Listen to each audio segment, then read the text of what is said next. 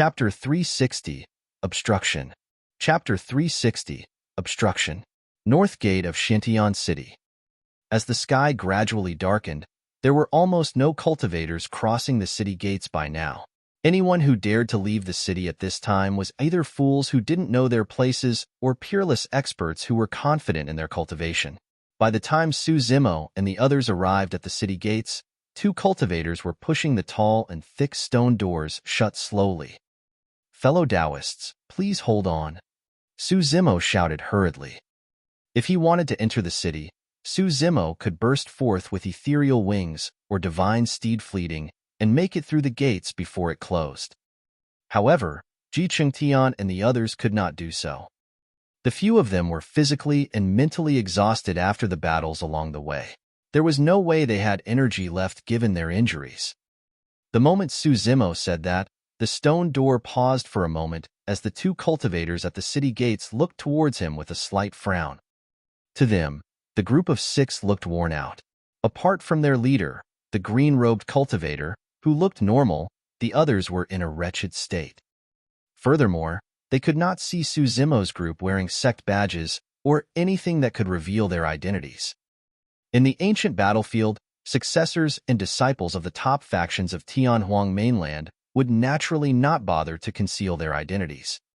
Many a time, those people could do whatever they want and save themselves trouble just by revealing their identity badges. The 2 cultivators guarding the city gates had seen many people like Su Zimo's group who did not carry any identification. They were either itinerant cultivators or disciples of some ordinary sect or faction. The 2 of them exchanged glances and smirked before continuing to close the stone doors together, as if they had not heard anything. All of a sudden, the sound of clothes fluttering through the air echoed and the wind howled as though a tsunami was gushing. Arriving in the blink of an eye, the 2 of them turned over instinctively and their pupils constricted. Unknowingly, the green-robed cultivator who was initially far away had already arrived at the city gates, pushing against the stone doors with his arms spread wide. No matter how the 2 of them pushed, the stone door would not budge. The green-robed cultivator seemed to possess infinite strength as he stood like an unshakable spirit, glaring at the 2 of them coldly in front of the city gates. "You!" Gulping, the 2 of them looked on with panic. "Why are you closing the door?" Su Zimo asked slowly, his voice icy cold. Rejecting them outside the gates before night descended was no different from killing them. In the night, Su Zimo could only struggle to save himself against countless ferocious beasts and ancient living beings. The rest would definitely die. "What are you doing?" one of them asked sternly. Su Zimo did not reply and shook his arms. With a loud rumble, the 2 stone doors vibrated violently and dust rustled. Instantly, the 2 cultivators were alarmed and felt their hands go numb, letting go instinctively. They stumbled a few steps backwards and nearly fell to the ground. "Audacious!" they yelled and withdrew flying swords from their storage bags. Glaring at Su Zimo cautiously, they were prepared to strike at any moment. Su Zimo's expression was unchanged as he clenched his fists. In that time, Ji Chengtian and the others had arrived at the city gates, panting and looking pale. "Zimo, forget it. We're new to Xintian City and know nothing about this place. Let's not cause trouble. Furthermore, it's fine now that we're already inside the city." During this period of interaction, Ji Chengtian and the others had some understanding of Su Zimo's personality as well. Xintian City was a motley place with unknown experts and strong factions hidden within. Ji Chengtian was worried that Su Zimo would attract big trouble by standing up for them. Su Zimo nodded and glanced at the 2 cultivators indifferently. Their hearts skipped a beat. They could sense a violent killing intent through Su Zimo's gaze. This is someone who can just injure anyone at any moment without hesitation. The same thought fluttered through their minds as they watched Su Zimo's group leave, not daring to stop them. Ji Chengtian and the others were tense the entire time as well, afraid that something unexpected might happen and cause trouble. They only heaved a sigh of relief after the 2 cultivators guarding the gates let them pass silently. There were quite a number of cultivators in Xintian City, and ancient buildings stood on both sides of the streets. most of the residences occupied by many cultivators. Su Zimo's group attracted the gazes of many cultivators as they walked through the city. There's a late-stage Foundation establishment cultivator in that group of 6? How did they manage to get to Xintian City alive? It's no use even if they're inside the city. I reckon that the 6 of them won't survive for more than 3 days. Xintian City is no friendly place. Without strong backing, they can only be subjected to being slaughtered by others like fish on a chopping board. As those cultivators discussed, more than 10 cultivators came down from the city walls. Their leader was a tall and burly man whose clothes exposed his hairy chest and carried a fierce gaze. It's already past 7 p.m. and you haven't closed the city gates? Are you too tired of living? The burly cultivator's voice was rough, and he spoke like a ruffian. Su Zimo's group was still nearby. When they heard that voice, Ji Qingtian and the others were stunned, and their hearts sank. A cultivator shook his head with pursed lips when he saw this, smiling. 3 days? There's no way the 6 of them can leave now that he has appeared. That's right. The few of them are already at the end of their road, given their injuries through their arduous journey. There's no way that man is going to let go of these lambs that are ripe for the slaughter. Who is that man? Someone asked. He's the right-hand man of the 4 mounted bandits, Cho Wanli. Even though he's only at 6 Meridian Foundation establishment, he is skilled in corporal mortification martial arts and is extremely strong with a vengeful bloodthirst. There's few people who are willing to provoke him at the north gate of Xintian City. The 4 mounted bandits. Pest. Many cultivators were shocked when they heard that, shutting their mouths and gasping in secret. City gates. The 2 cultivators were so scared that their bodies shivered as they hurriedly pointed towards the back of Su Zimo's group. It's them.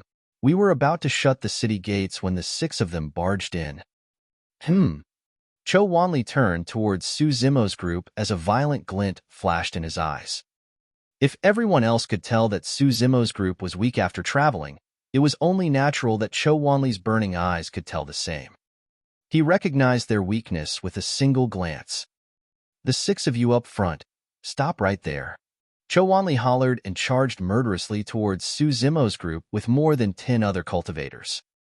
Ji Qingtian and the others sighed internally and could only stop and turn back. Initially, Su Zimo was walking right at the front. After they turned around, he was already behind them. Su Zimo was about to advance when Ji Qingtian held him back and whispered, Zimo, don't be reckless. Let's see what this man wants. It'll be best if we don't have to fight. That's right, bro. Judging from the cultivators around us, this guy seems to have a powerful background. Let's try not to fight him head-on, little fatty whispered as well with sweat dripping down his forehead. Chapter 361, Violent Killing. Chapter 361, Violent Killing. Cho Wanli's face was menacing as he held a wine jar in his left hand and a single saber in his right.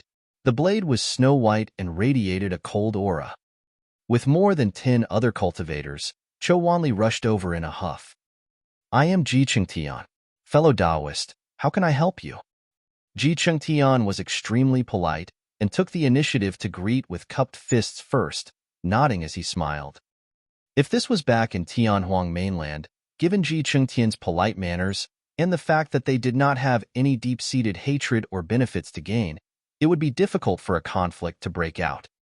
However, this was the ancient battlefield. They were not faced with kind people. Even if they meant no harm, the other side meant harm.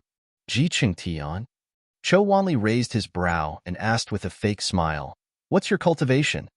6 Meridian Foundation establishment. Ji Qingtian hesitated slightly, not hiding anything. What about you guys? Cho Wanli looked towards Su Zimo and the others before remarking casually, This is the rules of Xintian City. If you want to enter the city, you'll have to report your cultivation realm without hiding any information. Upon hearing this, the cultivators in Xintian City bore strange expressions. There was no such rule in the city. The reason why Cho Wanli said that was most likely because he wanted to find out the strength of Su Zimo's group. After all, There was no way of telling how many spirit meridians a Foundation Establishment cultivator unlocked by merely using the spirit-peering art. While Cho Wanli looked like a brute, he was experienced in the world and knew that cultivators who could arrive at Xintian City were far from simple. He was worried that he might accidentally get into trouble. Su Zimo frowned at the rules mentioned by Cho Wanli. Even though Little Fatty and the others were against it, they still confessed honestly. 4. 5 Meridian Foundation Establishment, and there was even someone at late-stage Foundation Establishment. After Su Zimo, the last person to speak, was done, the surrounding cultivators shook their heads in silence. Venturing into the depths of the ancient battlefield with that level of strength, they truly have a death wish. That's right. There are few cultivators who are even at 5 Meridian Foundation Establishment in Xintian City. Any casual person could wipe their entire group out. Cho Wanli was also completely at ease. Drinking a mouthful of strong liquor, he looked intoxicated as he burped with his alcohol-like breath onto Ji Chengtian's face. Even though Ji Chengtian looked rather terrible, he let out a long breath and endured it. Snickering, Cho Wanli asked, "It's been a month since we've entered the ancient battlefield. Have you guys obtained any meridian unlocking elixirs?" Ji Chengtian shook his head without hesitation. No. In reality, each of them had a meridian unlocking elixir in their storage bags. However, they would definitely get themselves killed if they were to admit to it now. Very good. Cho Wanli nodded and said expressionlessly, "Hand over your storage bags. I'm going to check through it personally."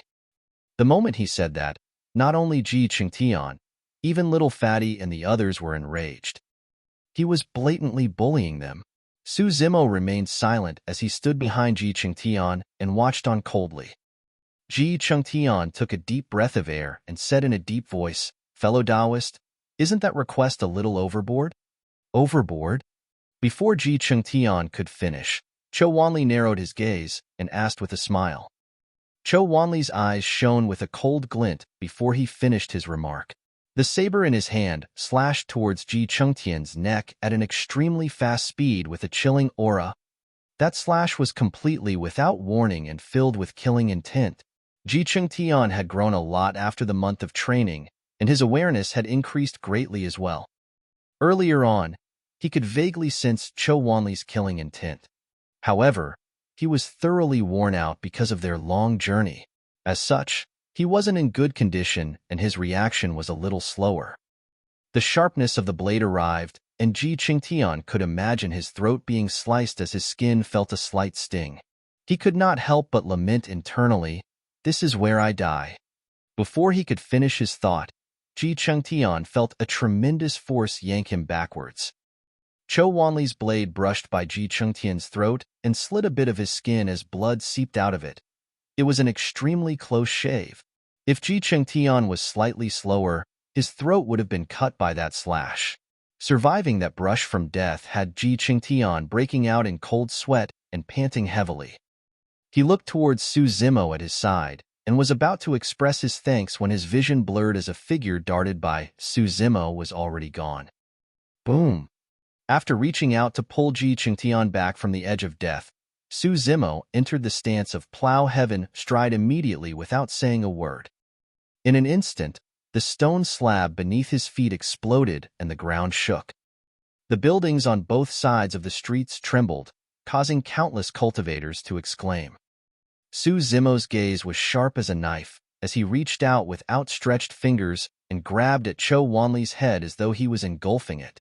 Before Cho Wanli could react after missing that attack, a person with a chilling aura appeared behind Ji Chengtian and struck with a killing move right away.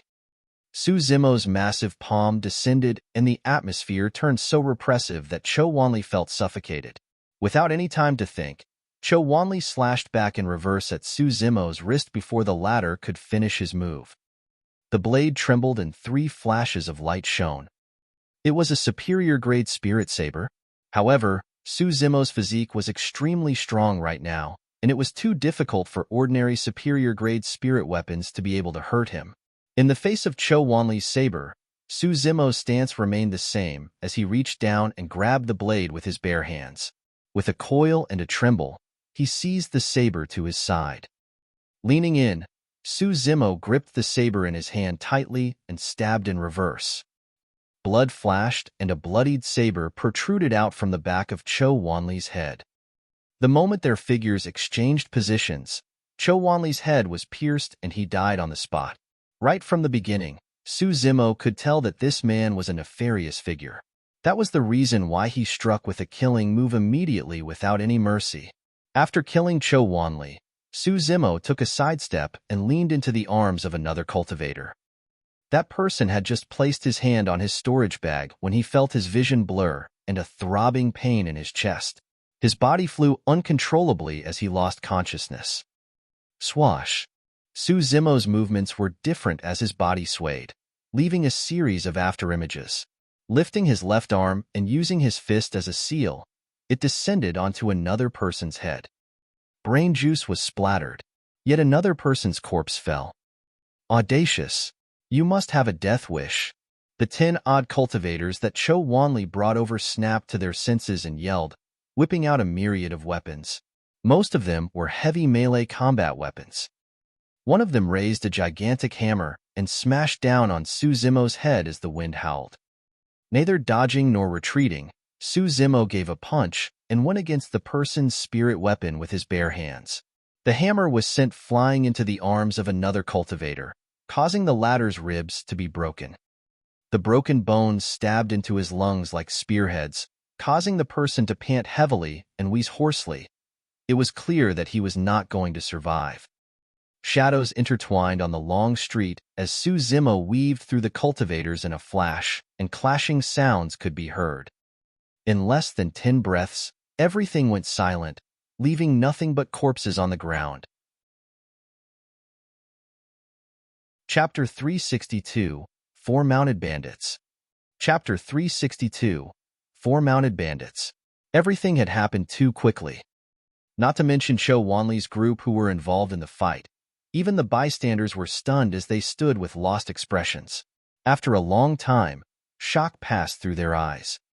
As they looked at the green-robed cultivator standing in the bloodbath, 3 words shot through their minds: decisive to kill. Cho Wanli never had a chance to strike again after missing his first attack. This man's personality is indeed rather suited for roaming in the ancient battlefield. What a pity! A cultivator in the crowd shook his head. With Cho Wanli dead and the 4 mounted bandits' vengeful personality, this group of people are bound to be tormented to death unless they look for some major sect in Xintian City to back them up. Although sects of the top factions do not fear the 4 mounted bandits, there's no need for them to get on bad terms with the 4 mounted bandits just for these people. There's no sect that will want to take them in. On the long street, Su Zimo's expression was calm as he turned around and said softly, "Let's leave this place first." Ji Chengtian and the rest nodded. By now, they had realized as well. In the ancient battlefield, in Xintian City, there was no room for logic or rules. This was a world where the fittest survive. A cruel place filled with bloodshed. The streets were filled with bloodstains that were still wet, as though telling everyone that a massacre had just happened. Battles could happen at any moment, and other cultivators would just watch the show with no intention of helping. Showing weakness at a place as such would only cause their enemies to take advantage of them. The crowd on the street gave way as the cultivators looked at Su Zimo's group as though they were looking at dead people. Right now, the most important thing for Ji Chengtian and the rest was to find a place to settle down for the night so that they could recover their energy and heal their injuries.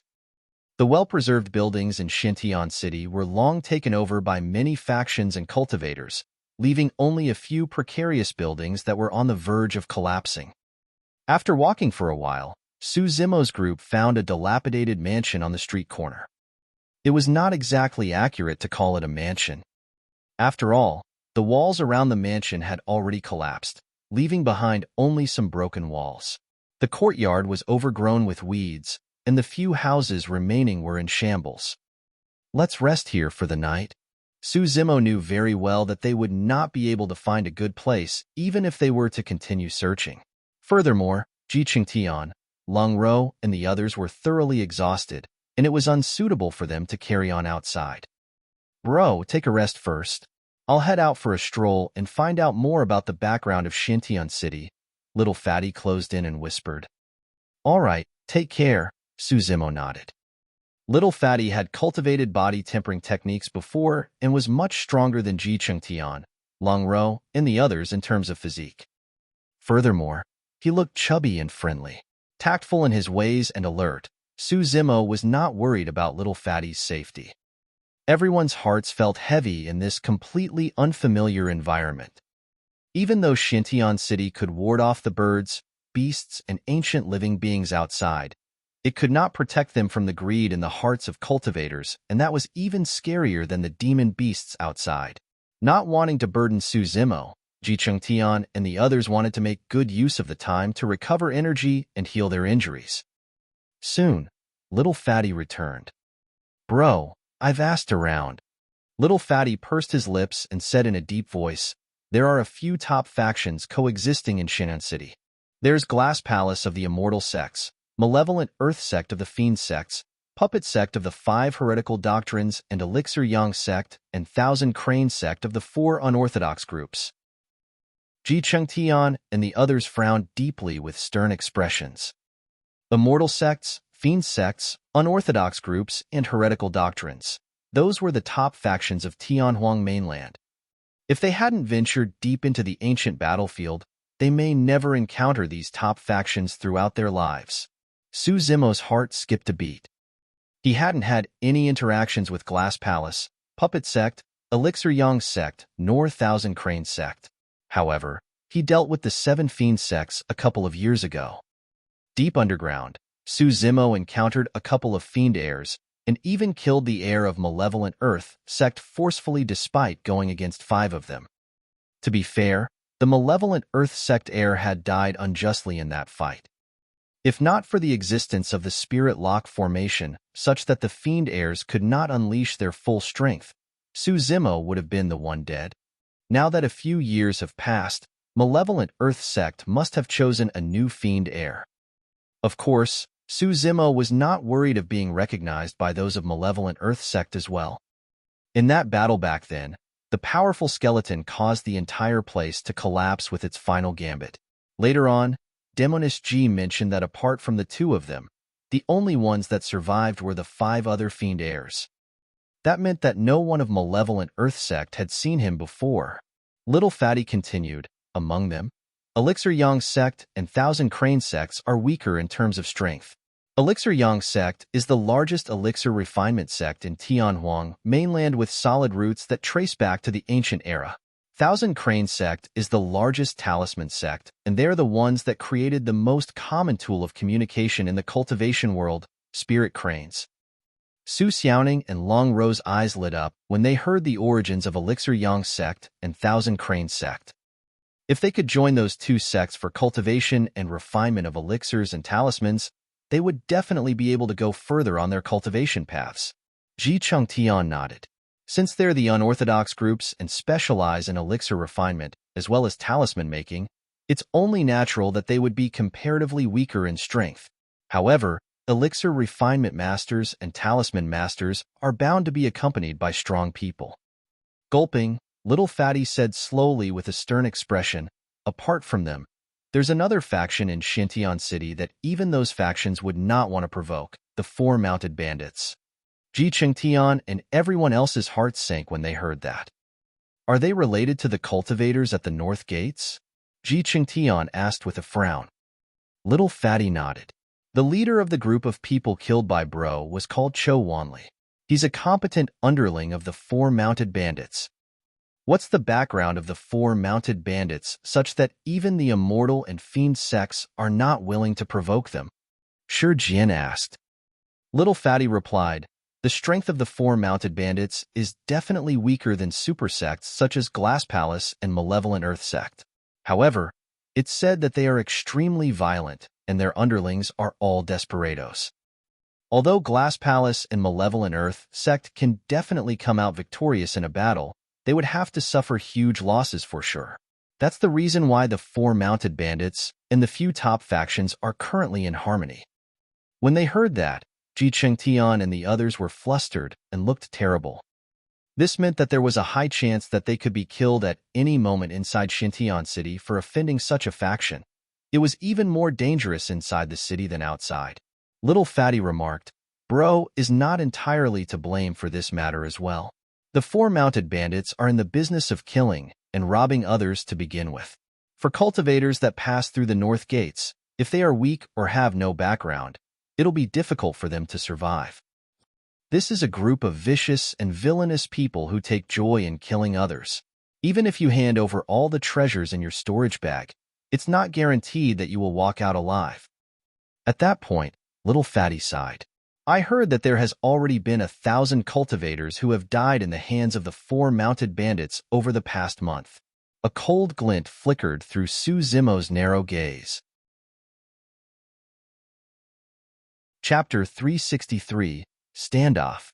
Chapter 363, Standoff. Su Xiaoning furrowed her brows slightly. Since the four mounted bandits are so villainous, why aren't there anyone from the immortal sects coming forth to uphold justice? In her mind, those of the immortal sects are obligated to slay evil and uphold justice. How could they stand by the sidelines? Ji Chengtian shook his head. There's no such thing as righteous warriors in the cultivation world, and it's the same for those in the immortal sections. Immortals and fiends merely differ in terms of the Tao they seek. That's right. None of those warriors get to live a long life. Little Fatty nodded.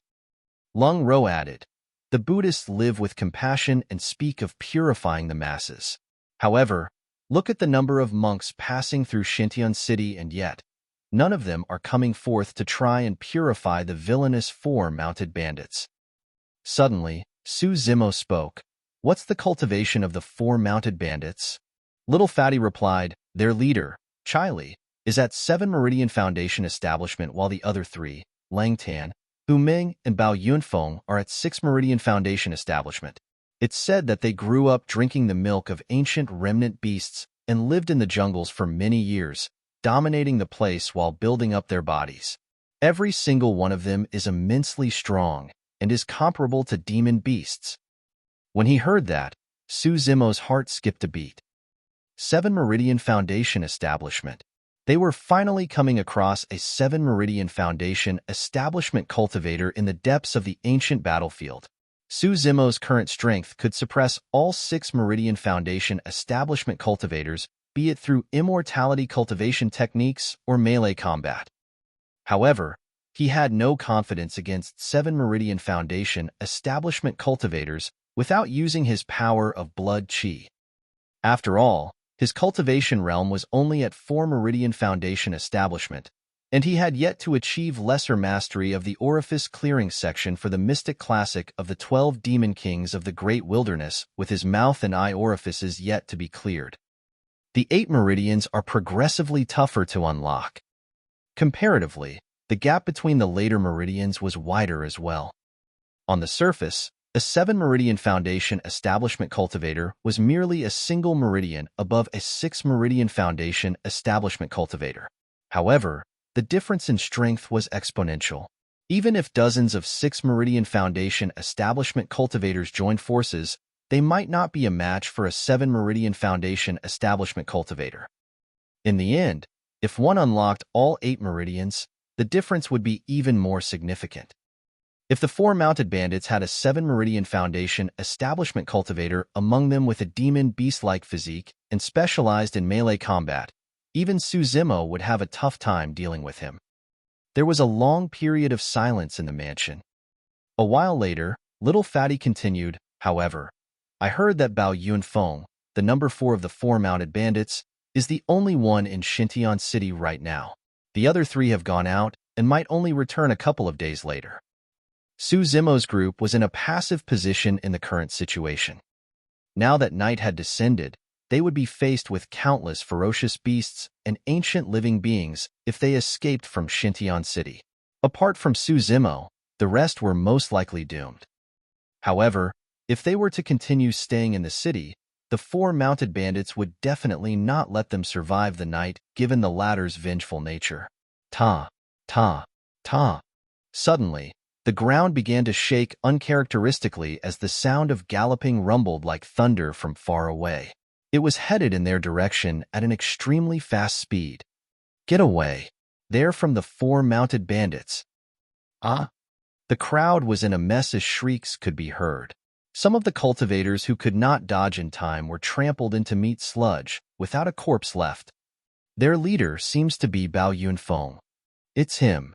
Given the ancient remnant beast, cloud-seeking leopard, that he's riding on, there's no mistake about it. Not far away, a dust cloud billowed with the piercing stench of blood. A muscular man, tall with black hair that draped over his shoulders, led the pack with a fierce and violent gaze. Beneath the man was a massive and ferocious leopard. It had sharp claws and its body was covered in luxuriant fur that had a cloud-like pattern. Shimmering in the darkness, its eyes shone with a cold gleam. An ancient remnant beast, the cloud-seeking leopard. What happened? Why are they so angry? Haven't you heard? Dozens of cultivators under the 4 mounted bandits were killed by an outsider at the north gate. Huh? Who could be so bold? Those few sitting over there. I heard that the green-robed cultivator was the one who killed them. There were some cultivators pointing at the mansion. A commotion of this size instantly attracted the attention of many cultivators. Even though it was at night, the number of cultivators gathered gradually increased. In a 2-story building not far away, a handsome young man in a white shirt sat by the window. Behind him was an elderly man, standing with his hands down.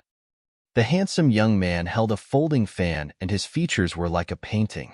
With smooth and delicate skin, he had an indescribable bearing of elegance. At that moment, seeing that it was already late, the white-robed man had just stood up and was about to leave when he caught sight of what was happening. Out of curiosity, he could not help but ask, "Uncle Yang, what's happening over there?" The elderly man behind the white-robed man replied, "I heard that the green-robed cultivator killed Cho Wanli." "Oh." The white-robed man scoffed coldly. "Cho Wanli? Good kill. Someone so villainous should have died a long time ago." Even though his tone was cold, the white-robed man's voice was exceptionally soothing. "Young master, let's go. There's nothing to see here. The few of them are bound to be dead now that Bao Yunfeng has brought so many people with him." The elderly man bowed. "It's all right." Waving it off, the white-robed man said, "Let's take a look first." With that, he opened his folding fan and sat down once more.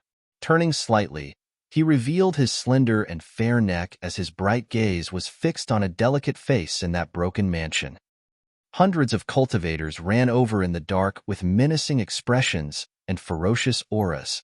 The cold gleam of spirit weapons shone disturbingly against the moonlight. At this moment, Ji Qingtian and the rest had barely rested for the time it takes an incense stick to burn. Their bodies were still aching, but their enemies were already knocking on the door. What should we do? Everyone looked towards Su Zimo subconsciously. Su Zimo was in a lotus position, still resting and recuperating. Night Spirit was sprawled on the ground. Without even lifting its head, its pitch-black eyes were hidden in the night as it took a swift glance at the ancient remnant beast, the cloud-seeking leopard. The moment Bao Yunfeng stepped into the courtyard, Su Zimo suddenly opened his eyes and shot up from the ground. Bao Yunfeng had led more than 100 desperados for the attack. Their aura was so terrifying that the surrounding cultivators felt chills running down their spines. However, another monstrous aura exploded the moment Su Zimo opened his eyes and stood up. It was as though a tempest had been set off, howling and gushing furiously. Alone, Su Zimo stood motionlessly on the spot and his body looked frail. However, his aura was no weaker than Bao Yunfeng's group. The aura of Bao Yunfeng's group resembled a bloodstorm. However, what stood behind Su Zimo resembled mountains of corpses and oceans of blood. Not far away, on the 2nd floor, the elderly man called Uncle Yang exclaimed slightly when he saw that. The white-robed man's eyes lit up with interest as well. Chapter 364, Unyielding. Chapter 364, Unyielding. 2 massive and different auras collided invisibly in the voids, causing the weeds in the courtyard to disintegrate into powder. The air seemed to have gone stale. A war was about to break out. Ji Qingtian and the others watched the scene with sweaty palms, feeling as though their hearts were about to stop beating. The people before them were vastly different from the cultivators at the borders of the ancient battlefield. These were all desperados who were stronger, more violent and fearless. A single clash was enough for them to be wiped out. No one could imagine the amount of pressure Su Zimo was enduring against such ferocity. However, nobody, including the cultivators who were watching, could see any traces of fear in Su Zimo's eyes. He was calm and indifferent.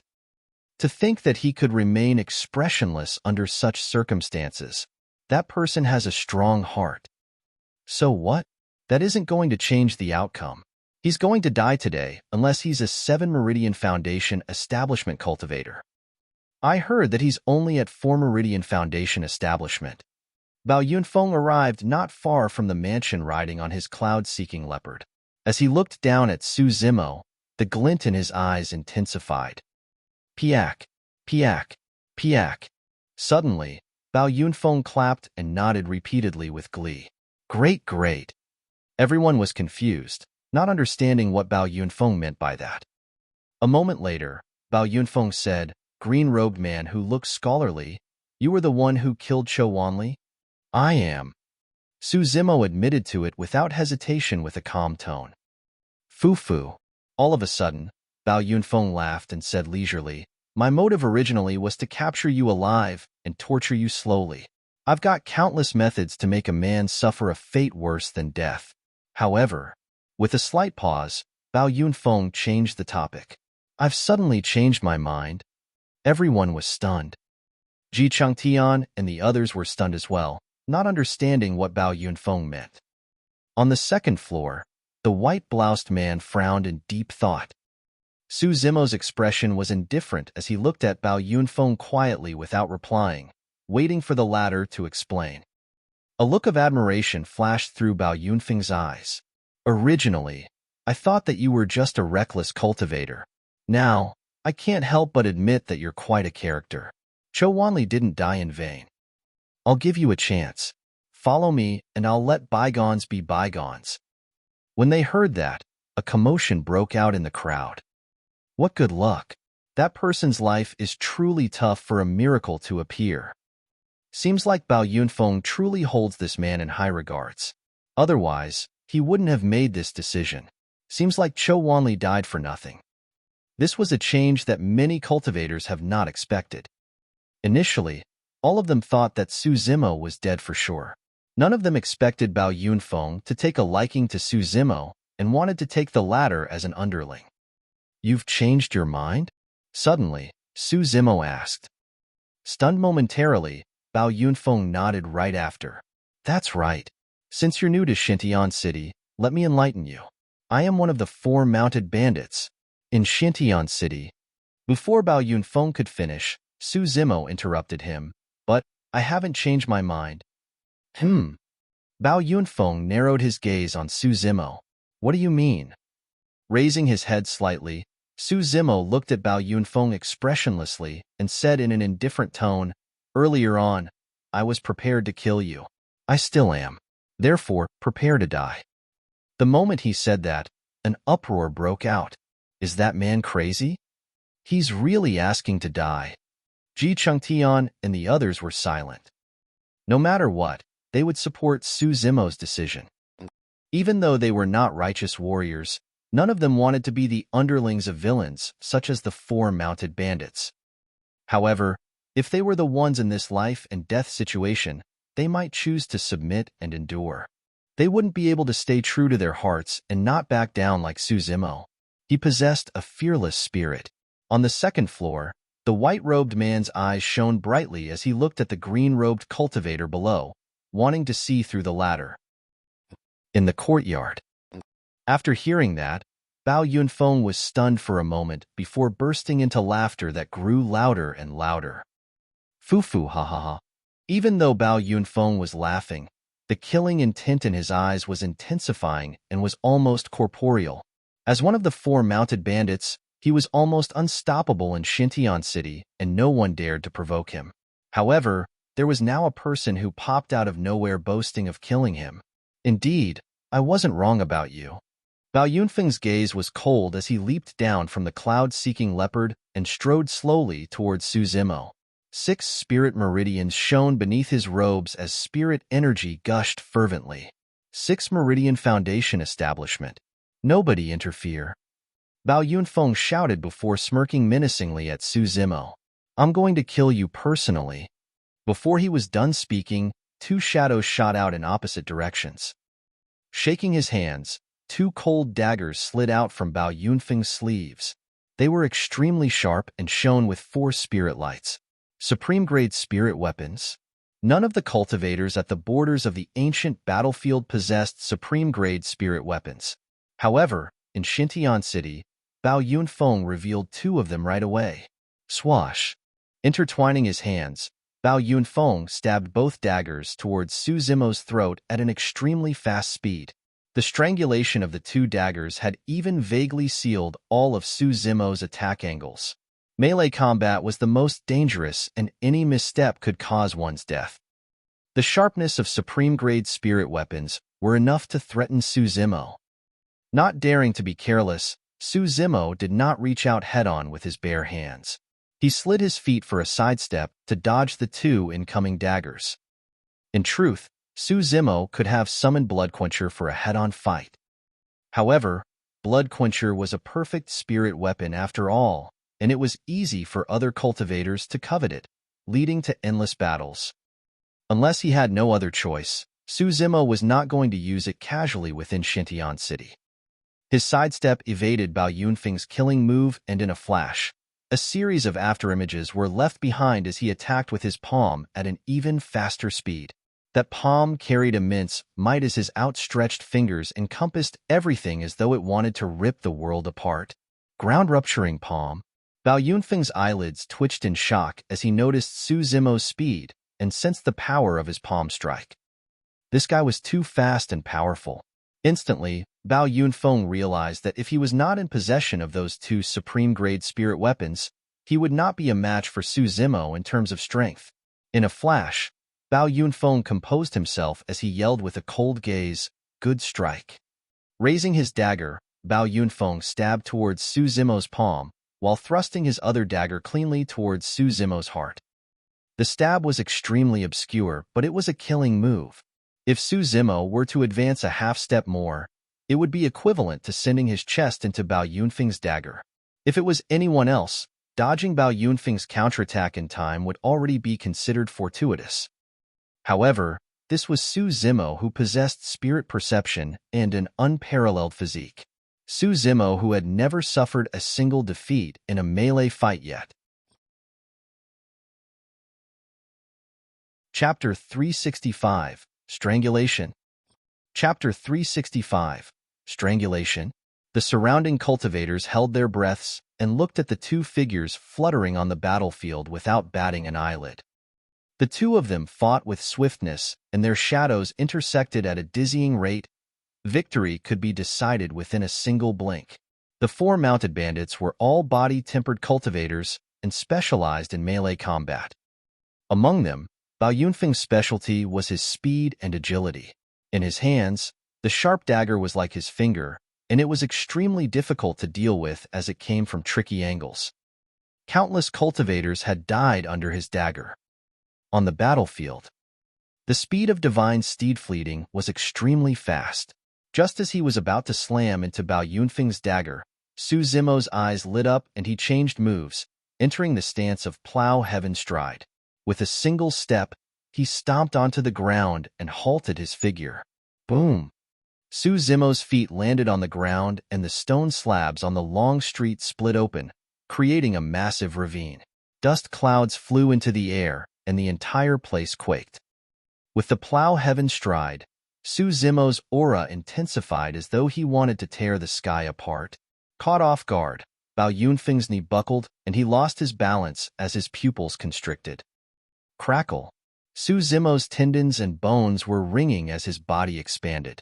Like an ancient god, he reached out with his huge hands that looked soft and weak, lunging towards the 2 incoming daggers. A coil and a tremble. Ah! Bao Yunfeng shrieked as his palm cracked open. Blood was dripping from his hands, and both daggers flew away. Everyone was shocked when they saw that. How strong was that man's physique to be able to send both Bao Yunfeng's supreme-grade spirit weapons flying with his bare hands? Not good. Bao Yunfeng was alarmed and thought to himself. However, his reaction was extremely fast as he retreated immediately. Retrieving a protection talisman from his storage bag, he crushed it on the spot and turned to flee. Trying to flee? Su Zimo harumphed coldly as killing intent surged in his eyes. If he allowed Bao Yunfeng to escape into the crowd, Su Zimo would not be able to kill this man if he was blocked by the 100-odd desperados. With a flicker of his body, Su Zimo's feet sank into the mud before bursting forth. He covered 10 feet with a single stride and caught up with Bao Yunfeng in a few steps, launching a punch to the latter's skull. Boom! The veins on his fist were exposed and swelled up to twice their size. It was like a huge green-black seal that emitted a blood stench as it descended with a mighty aura. Roar! The cloud-seeking leopard reacted faster than cultivators. The moment it sensed its master's crisis, it roared in rage as its fur stood on end. Emitting a thick, demonic chi, it bared its fangs and lunged towards Su Zimo ferociously. The strength of an ancient remnant beast at the peak of Foundation establishment was enough to pose a threat to Su Zimo. If he was struck, Su Zimo's physique would not be able to deal with it as well, and he would be injured or even dead. However, Su Zimo's expression was unchanged as he had already seen a black shadow darting over. He continued punching towards Bao Yunfeng's head using his fist like a stamp. Just as the cloud-seeking leopard's claws were about to reach Su Zimo, a muscular shadow rammed over at an even faster speed. Bang! Bang! 2 bangs sounded at almost the same time. The cloud-seeking leopard was sent flying by the black shadow, and dust clouds billowed when the 2 mighty bodies landed on the ground. The cloud-seeking leopard let out a sad cry. The black shadow stood up and its cold, shimmering claws extended silently. They have already punctured a few holes on the cloud-seeking leopard's body and blood was gushing out. This was none other than Night Spirit, who was sprawled at the side. Under the guise of the night, Night Spirit's scales shone with a cold luster. Its eyes were dark and mysterious, emitting a murderous aura that sent chills down one's spine. The cloud-seeking leopard struggled and wanted to stand up as it opened its mouth and bit towards Night Spirit's throat. This was an ancient remnant beast after all. There was still strength for a final attack despite its massive injuries. Night Spirit's tail wagged. A black shadow darted by. Poof!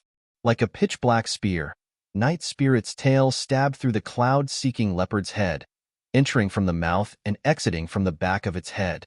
An ancient remnant beast, the cloud-seeking leopard, just died on the spot. At the same time, on the other side, Su Zimo's gigantic green-black stamp descended and crushed Bao Yunfeng's protection talisman, landing on the latter's back with its remaining momentum. Buzz! For spirit lights shone from Bao Yunfeng's back as a burning inner armor was revealed. For spirit patterns, it was a supreme-grade defensive spirit weapon. Although the power of Su Zimo's punch was great, more than half of it was reduced because of the protection talisman.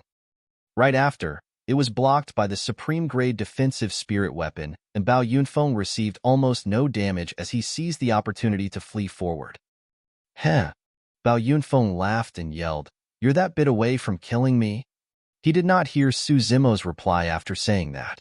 Instead, the killing intent behind him intensified, as if a terrifying, ferocious beast was chasing him.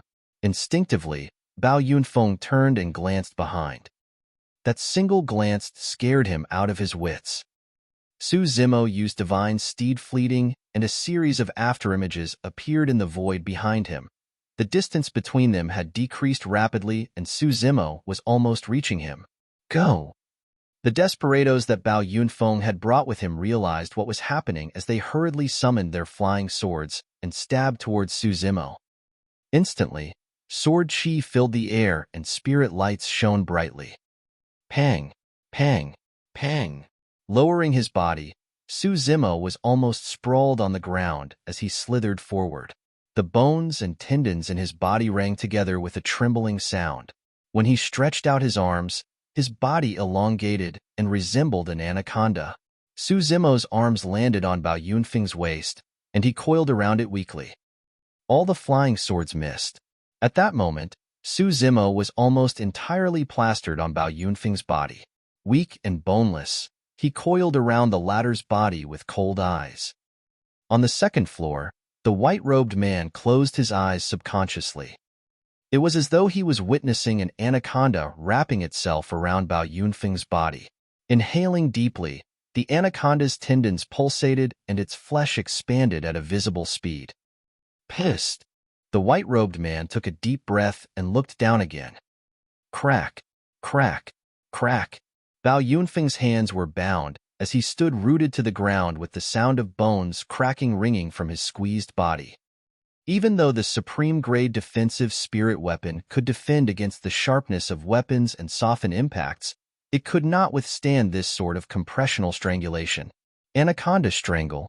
Bao Yunfeng's eyes were bloodshot and bulged as his tongue stretched out, turning into a terrifying shade of purple.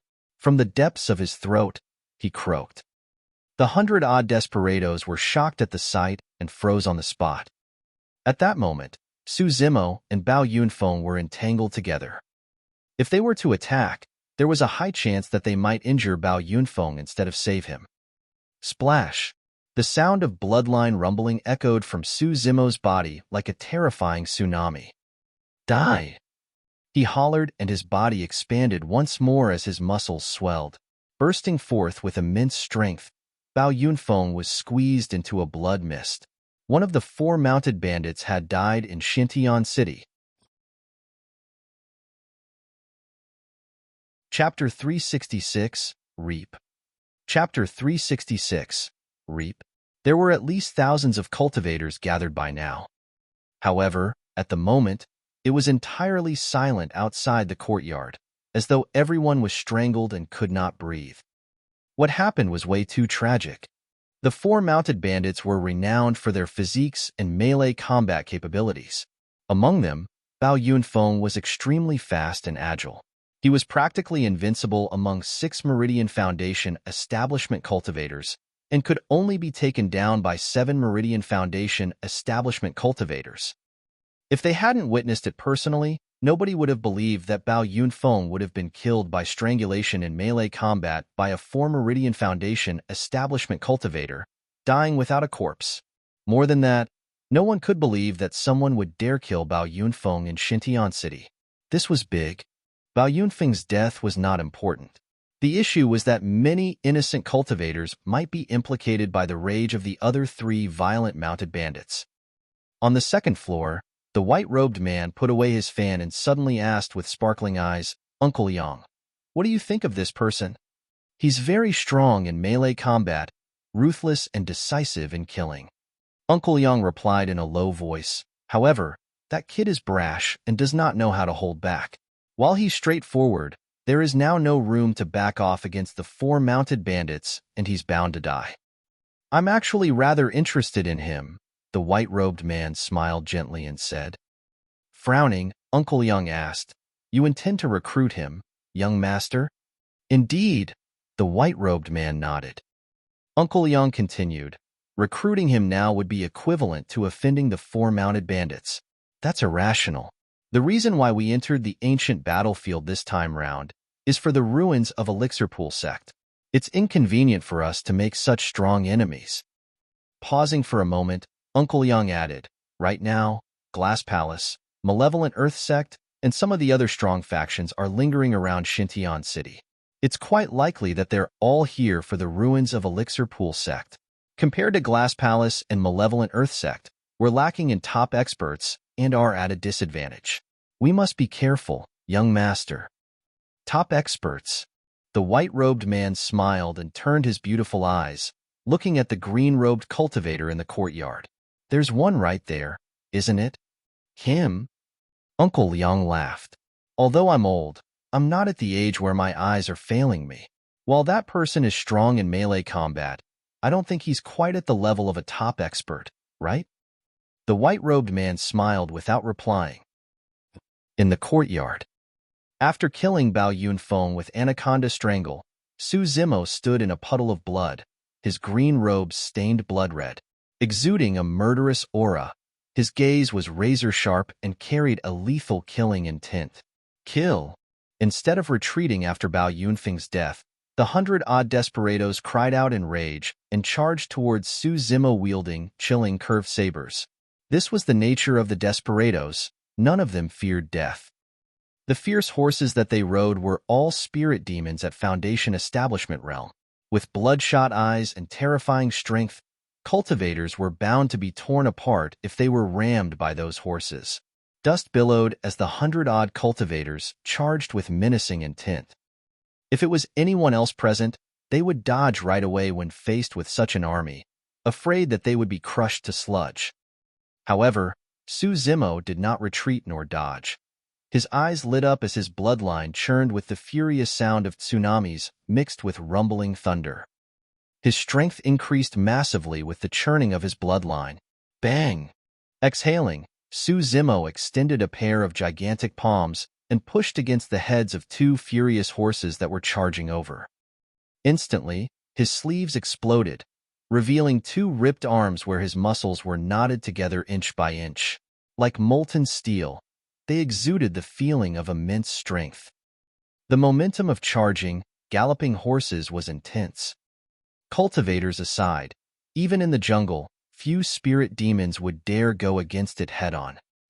However, the two horses were pressed on the spot by Su Zimo's palms and could not advance a single inch. Su Zimo's feet sank deep into the mud as he stood like an ancient god with a deep and unwavering gaze. Caught off guard, the two desperados riding on the horses were sent flying. Little Fatty and Shijian were wielding their gigantic axe and steel rod respectively. Seizing the opportunity, they ended the lives of the two men that were sent flying into the air in a momentary daze. There was no way the two horses could endure the shock of the collision between two massive forces as they whimpered and died on the spots, their bodies crushed and their tendons and bones shattered. The riders behind them could not stop in time, and all of them fell to the ground in a mess. On his side, a horse charged towards Su Zimo's chest. Heh! Sneering, Su Zimo strode forward and raised his knee, ramming over like a horse as well. Bang! The gigantic spirit demon horse was sent flying by a seemingly tiny human and exploded in midair, turning into a mist of blood. Roar! Right then, Night Spirit lowered its front limbs and head in an offensive stance, suddenly letting out a deafening roar from the depths of its throat. The spirit demon horses that were initially murderous and filled with fighting spirit were instantly scared out of their wits as boundless fear shone in their eyes. None of those spirit demons recognized Night Spirit. However, there was a deep-rooted fear that came from the depths of their bloodline in response to that roar. Some of the horses shivered and buckled to the ground, peeing and shitting themselves in incontinence. Some of the horses seemed to have gone insane as they threw the cultivators on their backs off. Pushing the crowd away, they fled into the distance at an extremely fast speed. In the blink of an eye, all the desperados were in chaos. The surrounding cultivators were shocked as their impressions of Night Spirit changed gradually. Although they were not part of the conflict, they felt a sense of fear the moment Night Spirit roared and almost turned to flee themselves. Su Zimo slapped his storage bag and 18 flying swords floated in front of him. Buzz! Quivering at the same time with a resounding buzz, the 18 flying swords shone endlessly in a bedazzling manner. Supreme-grade flying swords. All of them are supreme-grade flying swords. How many people must he have killed to be able to amass 18 supreme-grade flying swords? Cries of surprises came from the crowd. On the second floor, the white-robed man and Uncle Yang exclaimed softly at the same time. Uncle Yang frowned tightly with an odd expression as he shook his head. Something isn't right. Those 18 flying swords are identical in terms of length, width, thickness, and even their spirit patterns. They don't seem to have been mixed. Instead, they should have originated from the same weapon refinement master. As expected, he should be a sword formation master. Suddenly, the white-robed man said. Before the white-robed man finished his sentence, Su Zimo waved his hands in the courtyard, and the 18 flying swords intertwined in the void, leaving sword scars in their wake. Whoosh! A formation light shone brightly and illuminated the night skies. Right after, the 18 flying swords gathered together with their tips pointing outwards in unison, forming a gigantic, sword-shaped, circular disc. 18 rays of sword chi were released like a blazing sun and was extremely dazzling. It was the candlelight sword formation. Go! Su Zimo pointed forward. The sword-shaped, circular disc charged into the crowd, circling around the desperados. Boundless blood chi was released, and a blood mist formed as limbs were sent flying. Chapter 367, Elixir Yang Sect. Chapter 367, Elixir Yang Sect. Sword Formation Master. He's a sword formation master. No wonder he is able to reach Xintian City despite only being at 4 Meridian Foundation establishment. So, that's his secret. Sword formation masters were extremely rare in the cultivation world, and everyone was shocked. On the second floor, Uncle Yang took a deep breath. His expression changed slightly as he whispered, "The killing power of that sword formation is so strong." "Do you recognize it, Uncle Yang?" the white-robed man asked. After a long while, Uncle Yang shook his head. "I've never seen it before. The might of that sword formation isn't weaker than those of ancient Array Sect." The 4 unorthodox groups were Elixir Yang Sect, 1000 Crane Sect, 100 Refinement Sect, and Ancient Array Sect, gathering all the top elixir, weapon, talisman, and formation masters of Tianhuang mainland. Those were the havens for these types of cultivators. All the renowned sword formation masters of the cultivation world were mostly from Ancient Array Sect. Uncle Liang shook his head again. It's a pity that his cultivation realm is too low. If he was at 7 Meridian Foundation establishment, he would definitely be able to hold out against the legacy disciples of Glass Palace and Malevolent Earth Sect with just that sword formation alone. "Let's head down and take a look." The white-robed man rose and led the way. Uncle Liang persuaded him, "Young master, that man isn't going to live for long despite his immense potential. He'll be dead the moment the other 3 mounted bandits return to Xintian City. It's truly not a wise choice to recruit him now." "Not necessarily." The white-robed man smiled meaningfully. In the courtyard, all the desperados were 6 Meridian Foundation establishment cultivators. If they worked in unison against Su Zimo, they would definitely be a force not to be reckoned with and might even be able to break the candlelight sword formation. But now, their formation was scattered into chaos by Su Zimo and Night Spirit and were in a mess. There's no way they could deal with the killing power of the candlelight sword formation at this point. Clang, clang. The sounds of swords ringing rang incessantly, accompanied by tragic shrieks. Lives were being reaped mercilessly like grass as the desperados truly lost their lives. The dilapidated mansion was dyed with blood. Flesh aside, even superior-grade spirit weapons would be shattered if they were sucked in by the candlelight sword formation. The air was filled with the thick stench of blood. At this moment, even desperados could not take it any longer as they scattered and fled in all directions. In the blink of an eye, the courtyard was left with nothing but corpses that were still warm. The surrounding cultivators were shocked. To them, the red-stained figure standing in the pool of blood resembled an Azura that had just walked out of hell. Now that Bao Yunfeng is dead, that man is definitely doomed when the other 3 mounted bandits return. Maybe not. They'll definitely leave this place tomorrow morning and flee far away. They might be able to escape this calamity. Fufu. The person who spoke at the start sneered. "Do you think the 3 mounted bandits are fools? They have survived in the jungles for many years and specialize in tracking people down. Nobody will be able to hide from them." Su Zimo put away his 18 flying swords, as well as the storage bags of Bao Yunfeng and the others. He was calm as usual, indifferent towards the gossips at the sidelines. Ji Chengtian and the others heaved a sigh of relief. The crowd gradually dispersed. Sensing something, Su Zimo glanced sideways and caught sight of a white-robed man walking over. The white-robed man was extremely handsome and could be described as perfect. At first glance, he seemed to be even more beautiful than a woman. However, what shocked Su Zimo was the fact that an elderly man with a long beard was following behind the white-robed man.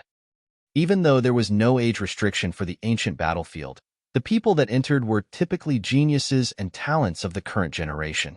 The sudden appearance of an elderly man was particularly striking. Furthermore, Su Zimo's spirit perception told him that the elderly man was extremely dangerous. After entering the ancient battlefield, Su Zimo had been through a number of battles. However, he had never experienced such an aura from another cultivator. It was so terrifying that it made one's heart palpitate. Su Zimo gazed deeply at the elderly man before focusing his attention on the white-robed man again. The white-robed man waved and held his folding fan behind him while cupping his other hand with a smile. "I am Tang Yu. How do I address you, fellow Taoist?" Su Zimo. Su Zimo's gaze was fixed on the sect badge on the man's waist as he replied expressionlessly. Anyone who dared to display their sect badges in the ancient battlefield were mostly from major sects or factions. While Ethereal Peak was one of the 5 major sects within the territory of the Great Zhou dynasty, it was nothing much in Tianhuang mainland. Su Zimo and the others hung nothing but a storage bag around their waists. Although Su Zimo could guess that the white-robed man's background was far from simple, he could not identify the sect badge nor motive of the latter. Tang Yu flicked his folding fan open with his slender wrist and waved it gently. "Fellow Taoist, you've just arrived in Xintian City, so I think you might not have much of an understanding towards the 4 mounted bandits. However, I do know some stuff about them." "I'm willing to hear it in detail," Su Zimo nodded. The so-called 4 mounted bandits are arranged based on the dhole, wolf, tiger, and leopard. Each of them rides on a different ancient remnant beast that is extremely strong. Among them, the leader, Chili, is at 7 Meridian Foundation Establishment. The others are all at Peak 6 Meridian Foundation Establishment and can advance to 7 Meridian Foundation Establishment at any moment. Tang Yu continued, "In Xintian City, the 4 mounted bandits are not the strongest. However, the reason why the other top factions are not willing to go against them is because of the existence of a 7 Meridian Foundation establishment cultivator among the 4 mounted bandits. Now that Bao Yunfeng is dead, you've sowed a deep feud with the other 3 mounted bandits, and there's no room for negotiation. Even if you escape from Xintian City, they will hunt you down and a battle will be inevitable." Tang Yu spoke confidently, and Su Zimo remained silent, looking at him quietly. After a moment, Su Zimo asked, "What exactly are you trying to say?" "I can help you." Tang Yu's statement was surprising. "Oh." Su Zimo raised his brow. No one was on his side now that he had offended the 4 mounted bandits. He had not expected that anyone in Xintian City would offer to help him. Tang Yu added, "Of course, by help, I don't mean that I'm on your side entirely to go head-on against the 4 mounted bandits. That's not going to benefit me. However," changing the topic, Tang Yu continued, "I can take away any burdens you have." "What do you mean?" Su Zimo raised his brows slightly. Tang Yu's gaze darted past Ji Chengtian and the rest before landing on Su Xiaoning. After pondering for a while, he suddenly said, "This girl here is an elixir refinement master, right?" Su Zimo did not reply and was expressionless. However, Su Xiaoning was stunned and shock flashed through her eyes. Right from the beginning, she had not revealed anything related to elixir refinement. Yet, the handsome man in front of her saw through her identity immediately. How could she not be surprised? When he caught sight of Su Xiaoning's reaction, Tang Yu smiled gently and nodded. "Seems like I was right." He continued, "This girl will not be of much help once the battle with the 4 mounted bandits begins since her cultivation realm is too low. Instead, she will become a burden. However, I can ensure her safety. If a massive battle were to break out and everything was chaotic, even Night Spirit might not be able to protect Xiaoning from harm." Tang Yu continued, "If she's talented in elixir refinement, I can even offer her a chance to join my sect." "What sect are you from?" Su Zimo asked instead. Proudly, Tang Yu declared, one of the 4 unorthodox groups, Elixir Yang Sect. Chapter 368, Young Master Tang? Chapter 368, Young Master Tang. On Tianhuang mainland, 9 major factions ruled over the place. 9 immortal sects, 8 demon races, 7 fiend sects, 6 Buddhist monasteries, 5 heretical doctrines, 4 unorthodox groups, 3 aristocratic families, 2 islands, and 1 palace. Elixir Yang Sect belonged to one of the 4 unorthodox groups and had a deep foundation. It was said that the sect's history traced back to the ancient era. Most of the renowned elixir refinement masters of the cultivation world originated from Elixir Yang Sect. The strength of Elixir Yang Sect was naturally lesser than the other sections. However, due to their capabilities in elixir refinement, they were well connected with the other major factions, and there was no lack of powerful beings from the cultivation world that joined them. Elixirs were essential consumables. Be it for cultivation or in the battlefield, they were extremely important. Elixir Yang Sect was one of the major factions within Xintian City. As a legacy disciple of Elixir Yang Sect, Tang Yu was indeed qualified to make his claims. Su Xiaoning was very moved upon hearing the words Elixir Yang Sect. As her eyes lit up, she looked at Su Zimo expectantly but kept quiet obediently. Su Zimo remained silent and undecided.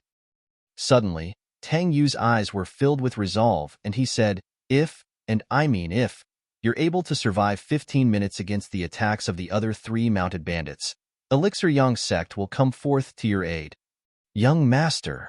Uncle Liang frowned and could not help but remind.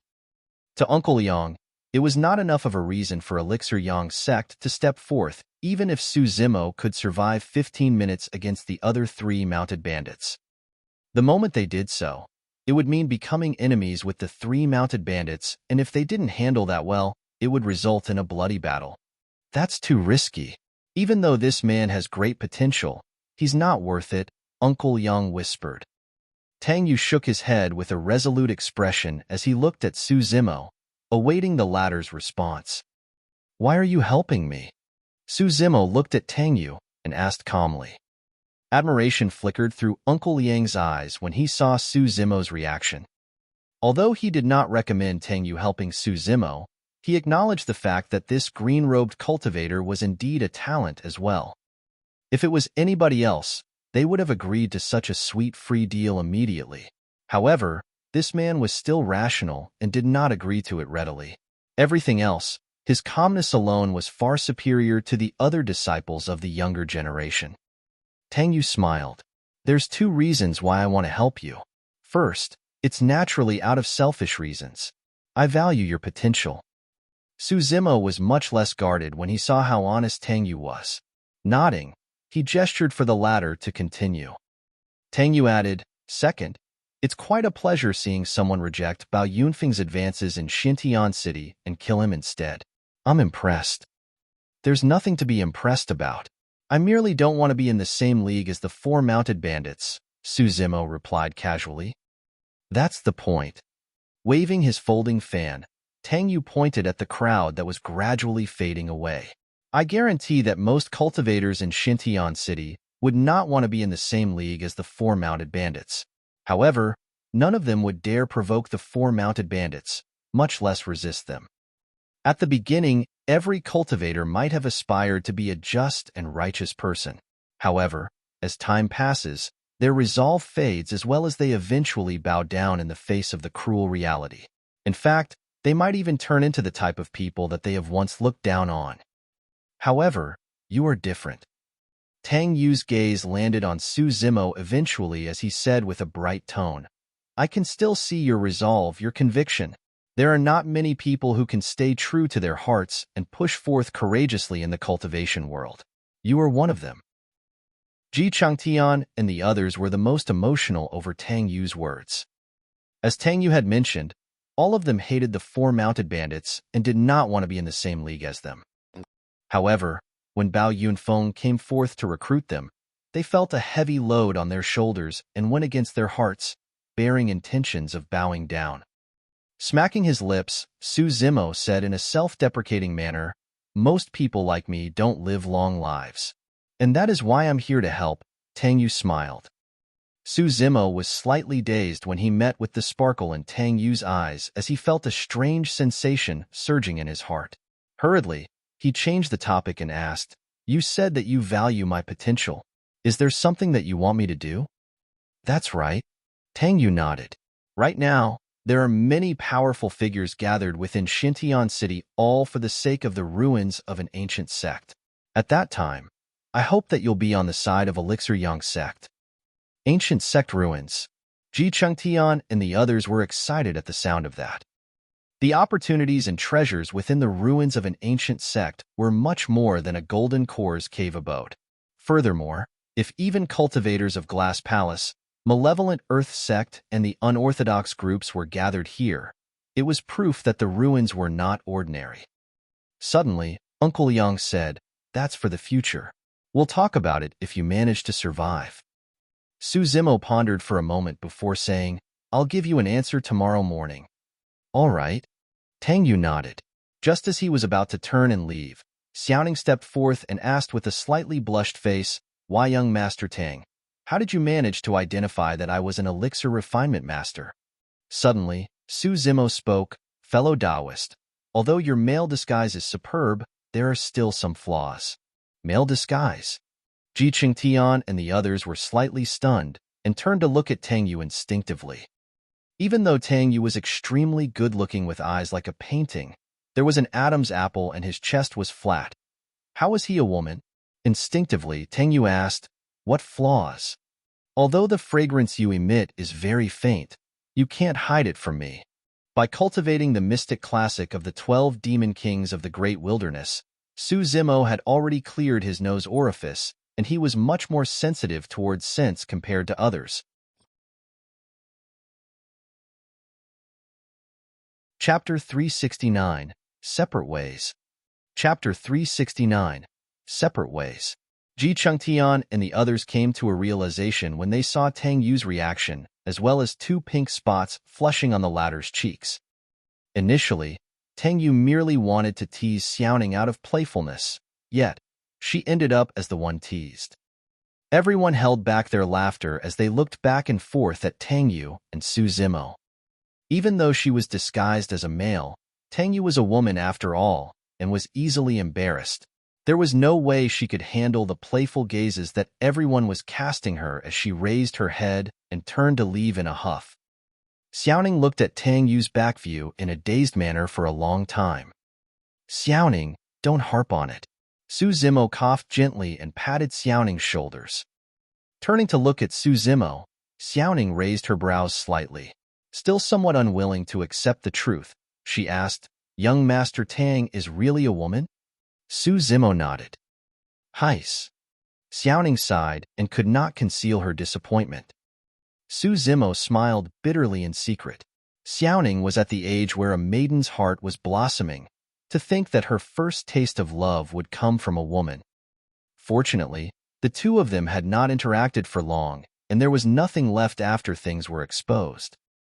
Not long after, Xiaoning recovered and came before Su Zimo, saying sternly, "Brother, I want to join Elixir Yang sect." "Why?" Although Su Zimo could vaguely guess the reason, he still asked. "If there's an elixir recipe for increasing one's lifespan in Tianhuang mainland, it has to be an Elixir Yang sect. I want to give it a shot." Indeed, it was as Su Zimo had expected. In truth, the greatest motivation and reason why Xiaoning became an elixir refinement master was because she wanted to learn how to refine an elixir to increase one's lifespan. Their eldest brother, Su Hong, was only a mortal. With no way to cultivate, his lifespan was a 100 at most. The reason why Xiaoning became an elixir refinement master was because she wanted to increase her eldest brother's lifespan and have him live as long as possible. However, the rarest elixirs in the cultivation world were those that could increase longevity. Those elixirs and recipes had never appeared in the territories of the Great Zhou dynasty, much less Azure Frost sect. This was an extremely rare opportunity that Xiaoning did not want to give up. In reality, Su Zimo hoped that Xiaoning could join Elixir Yang sect as well. First, he had a deep feud with Blood Crow Palace, and it was highly likely that he would experience a great calamity of life and death upon returning to the sect. If Xiaoning could join Elixir Yang sect, she could avoid the calamity. Second, Elixir Yang sect was one of the 4 unorthodox groups and had a deep foundation and decent strength. It was far superior to the likes of Azure Frost sect and would suit Xiaoning's path of cultivation. Su Zimo said, "All right, I'll have Night Spirit accompany you there when the time comes." After all, he did not have much of an understanding towards Elixir Yang sect and could only feel more relieved if Night Spirit was by Xiaoning's side. Turning around, Su Zimo looked at Ji Chengtian and the others. He pondered for a moment before saying in a deep voice, "I'll stay in Xintian City for the time being. You guys rest a while to recover your energy and leave this place as soon as possible." Little Fatty frowned and shouted, "Bro, we'll either leave or stay together." "That's right," Ji Chengtian nodded as well. Su Zimo waved it off. "I'm the target of the 3 mounted bandits. If I leave with you guys, none of us will be able to escape.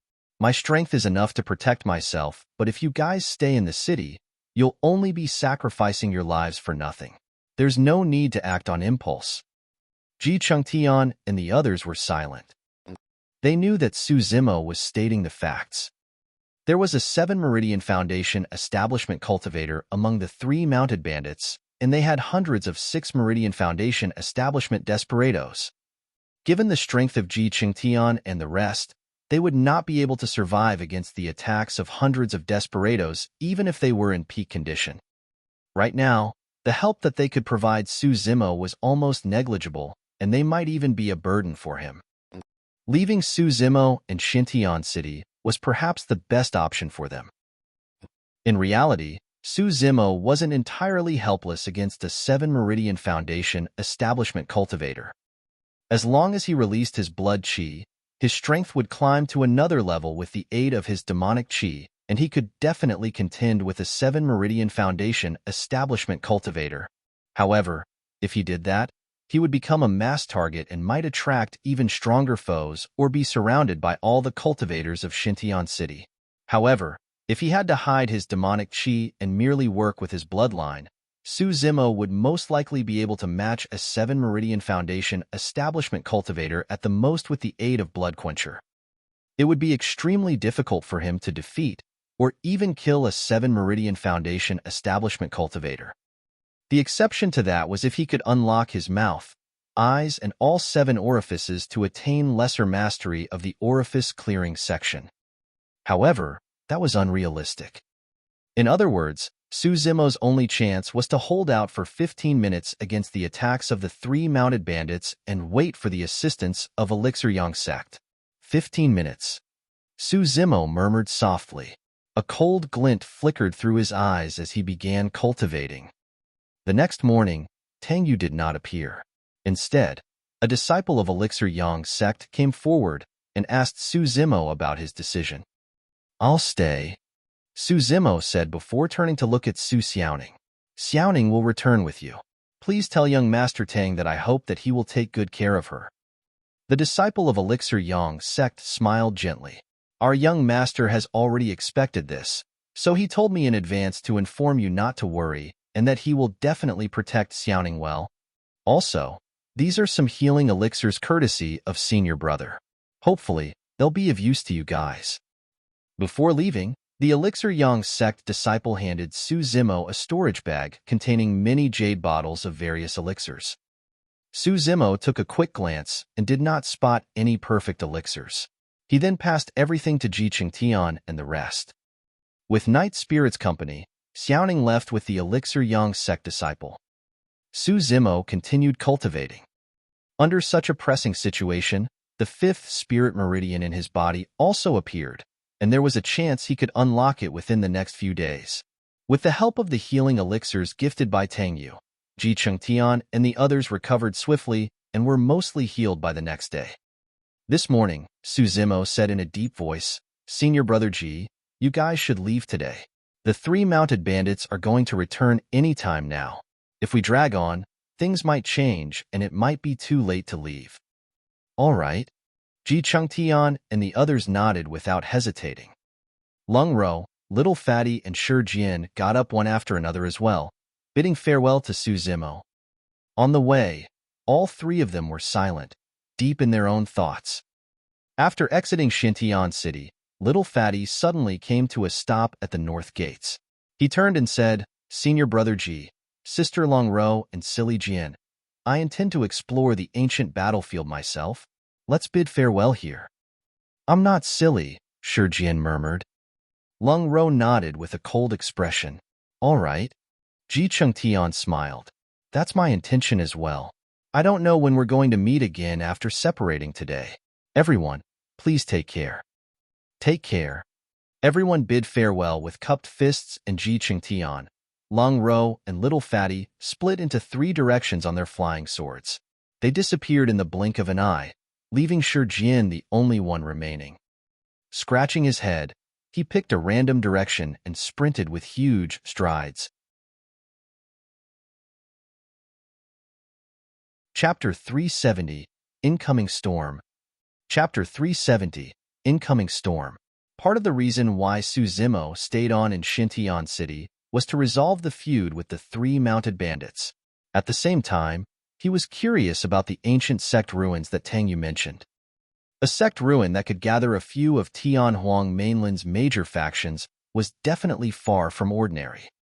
Of course, the prerequisite of exploring the ruin was that he had to establish a firm standing and reputation within Xintian City. The battle against the four mounted bandits was inevitable.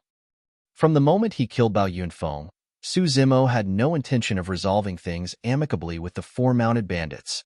Against these villainous and violent people, there was no way Su Zimo was going to swallow things and go against his heart just because of their formidable strength. If he had any unhappiness, he would just go for sweet, direct vengeance furiously to quell that displeasure. The worst-case scenario would be for his demonic cultivation to be exposed. At the most, he would just raise hell at that time. For the next few days, Su Zimo sat at a street corner exposed to all motionlessly. With an empty mind, he cultivated with the calmness of an old monk.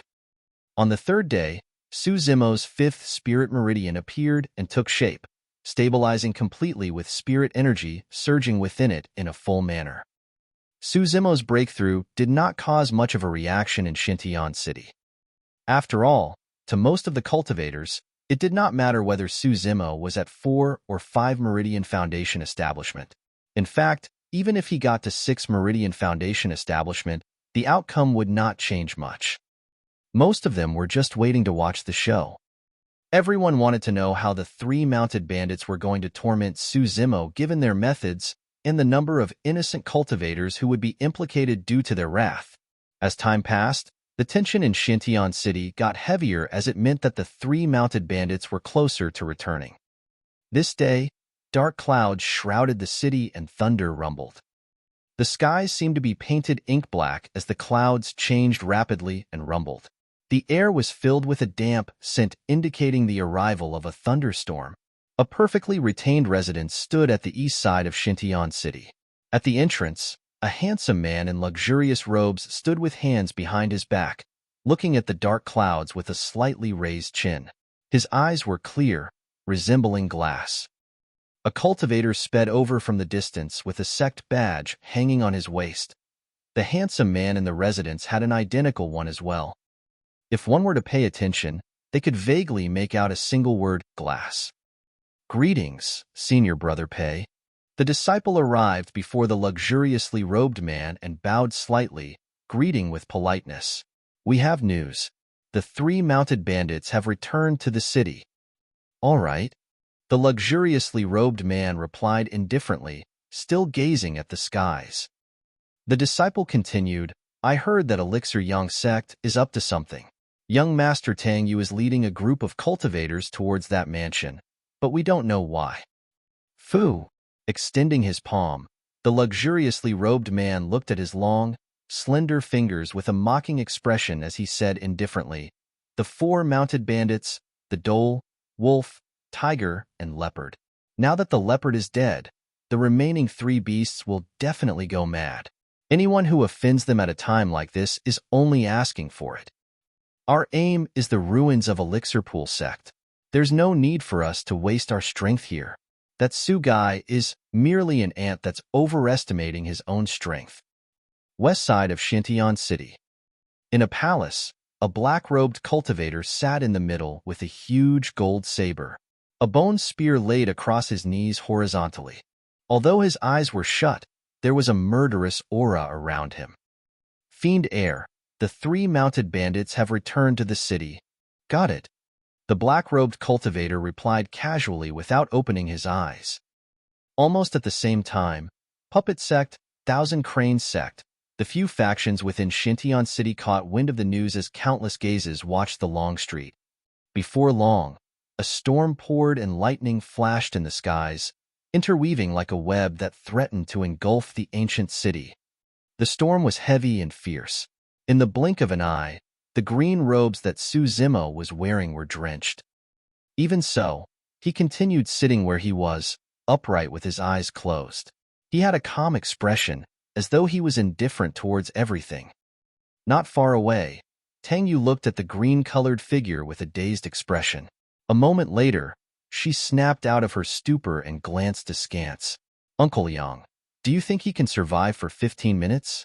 It's difficult. Uncle Yang shook his head. The 3 mounted bandits aside, just the thousands of desperados they have with them are enough to tear that man apart. My brother will definitely make it. Standing beside Tang Yu, Su Xiaoning gripped her fists and said resolutely. Beside her, Night Spirit sprawled on the ground quietly, protecting Xiaoning in silence. On the long street, the rain grew heavier and the wind gusted more intensely. In that storm, the sounds of hooves could be heard from far away, intensifying in volume and clarity. Gradually, the hooves sounded like thunder. Even the storm could not cover up the surging killing intent coming from the end of the long street. Vaguely, 3 figures appeared in the misty rain, approaching from afar. It was the 3 mounted bandits, the ancient remnant beasts that all 3 of them rode on let out heavy panting sounds. With bloodshot eyes, they gave off a feral aura as they glared at the street corner keenly. Behind the 3 of them was a large army of mounted riders, coming with ferocity. At a glance, there were over 1,000 people. 1,000 desperados coupled with a 7 Meridian Foundation establishment cultivator. This was a force not to be underestimated in the ancient battlefield, let alone Xintian City. In reality, top factions like Glass Palace and Malevolent Earth Sect were stronger than the 4 mounted bandits. However, there were many factions gathered within Xintian City right now, contending for the ruins of Elixir Pool Sect. No one was willing to provoke the 4 mounted bandits lest their strength was weakened for the contention of the Elixir Pool Sect ruins. At the street corner, Su Zimo was long drenched and his black hair was stuck together, looking absolutely wretched. 1,000 feet, 500 feet. The 3 mounted bandits were closing in and Su Zimo could even sense the stench coming forth from the mouths of their 3 ancient remnant beasts. However, he did not move still. Suddenly, when the 3 mounted bandits entered the vicinity of 300 feet, Su Zimo opened his eyes and a gigantic bow had appeared in his hands out of nowhere. He bent the bow and loaded the arrows. Bow like a full moon and arrows like shooting stars. Swoosh, swoosh, swoosh. The sound of arrows tearing through the air was almost melded into one. That bow was none other than the Moon Concealment Bow, the quasi-connate spirit weapon. When 5 spirit patterns lit up on the bow in Su Zimo's hands, Lang Tan felt a sense of uneasiness. The next moment, a cold flash appeared before him, almost closing in. The speed of the arrow was too fast and any ordinary 6 Meridian Foundation establishment cultivator would have been dead. However, Lang Tan's reaction was much faster than ordinary cultivators given his countless life and death experiences in the jungle. In a flash, he slanted his face sideways. A cold beam brushed by his cheek, cutting a blood wound. It was a close shave. He had dodged it. However, before Lang Tan could relax, his eyelids twitched and he saw another cold beam shooting over, aimed at his glabella. The second arrow was arriving, and he had no chance to react at all. These were consecutive arrows. Lang Tan felt his hair stand on end. It was extremely lucky that he was able to dodge the first arrow. However, there was nothing he could do to evade this second arrow. Chapter 371, 10 Consecutive Arrows. Chapter 371, 10 Consecutive Arrows. Plang. Chai, who was beside Lang Tan, was the first to react. Withdrawing a long saber at his waist, his spirit energy surged and 7 spirit meridians lit up. With a holler and furious killing intent, Chai swung a reverse slash onto the incoming arrow. The cold light dissipated and the arrow was split into 2. Su Zimo's gaze narrowed.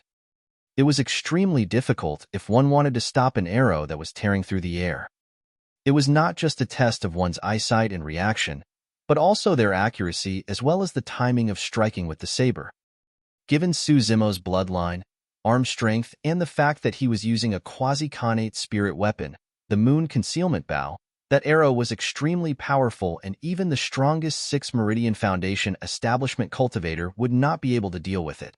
However, for Chai, who was at 7 Meridian Foundation establishment, he was able to take on that arrow unscathed. That was the reason why 7 Meridian Foundation establishment cultivators were terrifying. Be it in terms of reaction, speed, or strength, they were significantly superior in all aspects. In reality, Chai was the one feeling shocked at the moment. Even though he had defended against that arrow, his palm felt like it was about to split and his wrist was a little numb. What did that mean? It meant that the power of that arrow was enough to threaten him. Suddenly, Chai realized that it was no wonder why Bao Yunfeng died. Before he was finished with his thought, the third arrow right after the second. The next moment, the 4th, 5th, 6th, and 10th arrows. 10 consecutive arrows enveloped the 3 mounted bandits. The storm poured and the arrow rain was incoming. Chai and Hu Ming's expressions changed starkly, and they were no longer bothered to save Lang Tan as they scurried to protect themselves. Thanks to Chai's defense of the previous arrow, Lang Tan managed to catch some breathing space. He whipped out a saber with his left hand and crushed a protection talisman with his right. The moment the protection barrier was formed, the cold beam arrived. Snap! Cracks spread out on the surface of the protection barrier. It was pierced with a single arrow. Pissed! Lang Tan's expression changed. The killing power of that single arrow was so terrifying. His protection talisman was one of the top-tier Grade 2 talismans and could defend against a full-powered attack of a 7 Meridian Foundation establishment cultivator. However, it was destroyed by a single arrow right now. Yet another flash of light shot through the misty rain and approached. By now, Lang Tan had nowhere to dodge with his protection talisman crushed. The only thing he could do was to grip his saber with both hands and slash forward with all his might. Clang! When the saber collided with the arrow, sparks flew everywhere and the saber was actually repelled. The cold light paused for a moment before it pierced through Lang Tan's chest, causing a bloody arrow to exit from the back. Lang Tan fell from his black bane wolf, and his eyes gradually dimmed as his life force left his body. The entire process of Su Zimo opening his eyes, withdrawing the Moon Concealment Bow, and loading it happened at almost the same time. He had only attacked when the 3 mounted bandits were within 300 feet. If the distance was too far, the power of the arrows would be reduced and they would be too slow, giving a longer reaction time to his opponents. If the distance was too near, a bow wouldn't be too useful. Around 300 feet or 100 meters was sufficient for Su Zimo. The arrows would be almost instant against the 3 mounted bandits who were charging over. Within 100 meters, the 10 consecutive arrows killed Lang Tan of the 4 mounted bandits on the long street. All the cultivators who saw it happen were secretly shocked. If they were in Lang Tan's place, it would be difficult for them to survive the 10 arrows as well. Not far away, Uncle Yang nodded. I've got to say that this person's trump cards are very strong and can even threaten 7 Meridian Foundation establishment cultivators. However, his flaws are obvious too. The advantage of a bow was in ranged combat.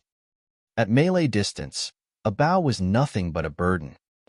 After the 10 arrows, the remaining 2 mounted bandits and thousands of mounted riders charged over and had already arrived before Suzimo.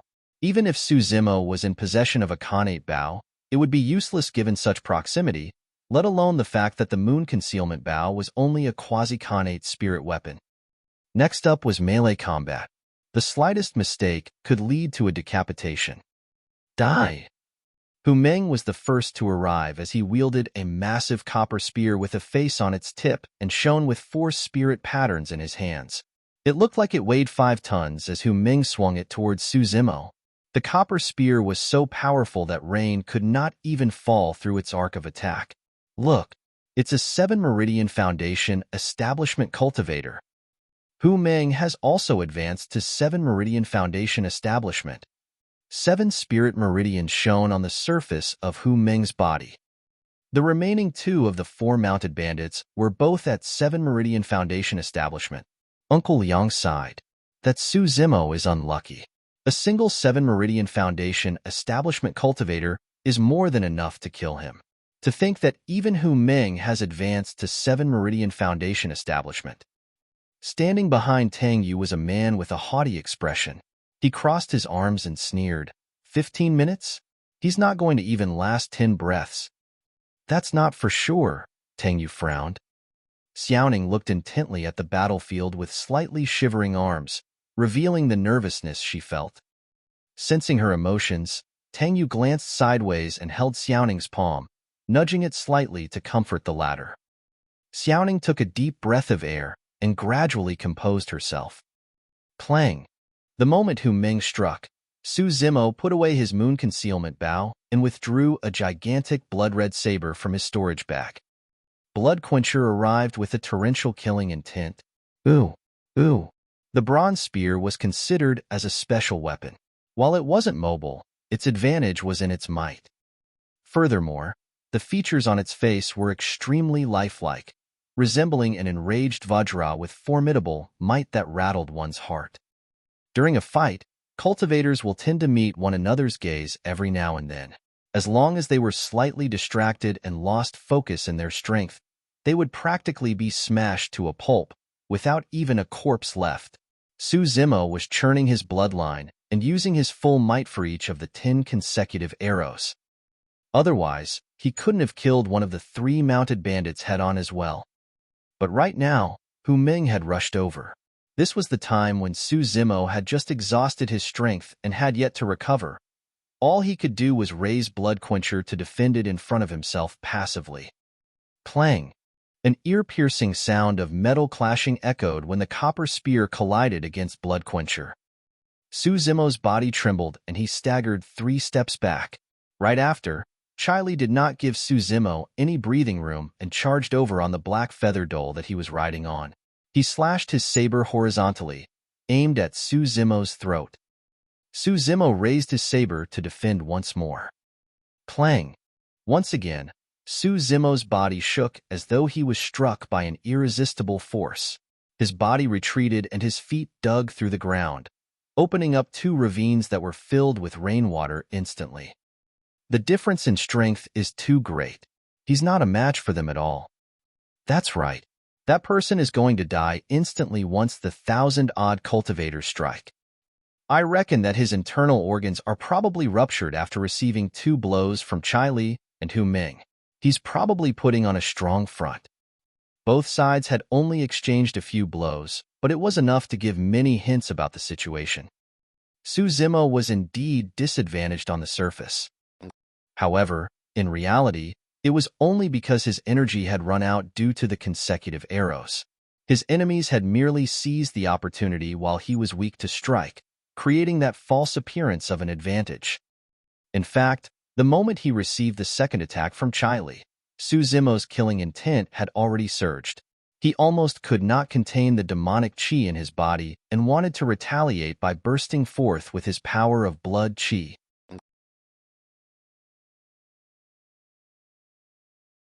Chapter 372, Fierce Battle in the Rain. Chapter 372, Fierce Battle in the Rain. Kill. Chiley rode on the black feather dole with a venomous gaze that shone with a cruel glint. Waving his arms, He flew into the air and lunged towards Suzimo. Roar! Squeak! On the ground, the black Bane wolf, black feather dhole, and Rahu tiger opened their mouths and let out deafening roars. All three of them were ancient remnant beasts and emanated boundless demonic chi. With massive bodies and sharp claws, they had already cultivated to the peak of foundation establishment. Splitting into three directions, the three ancient remnant beasts charged towards Suzimo. It was especially so for the black Bane wolf.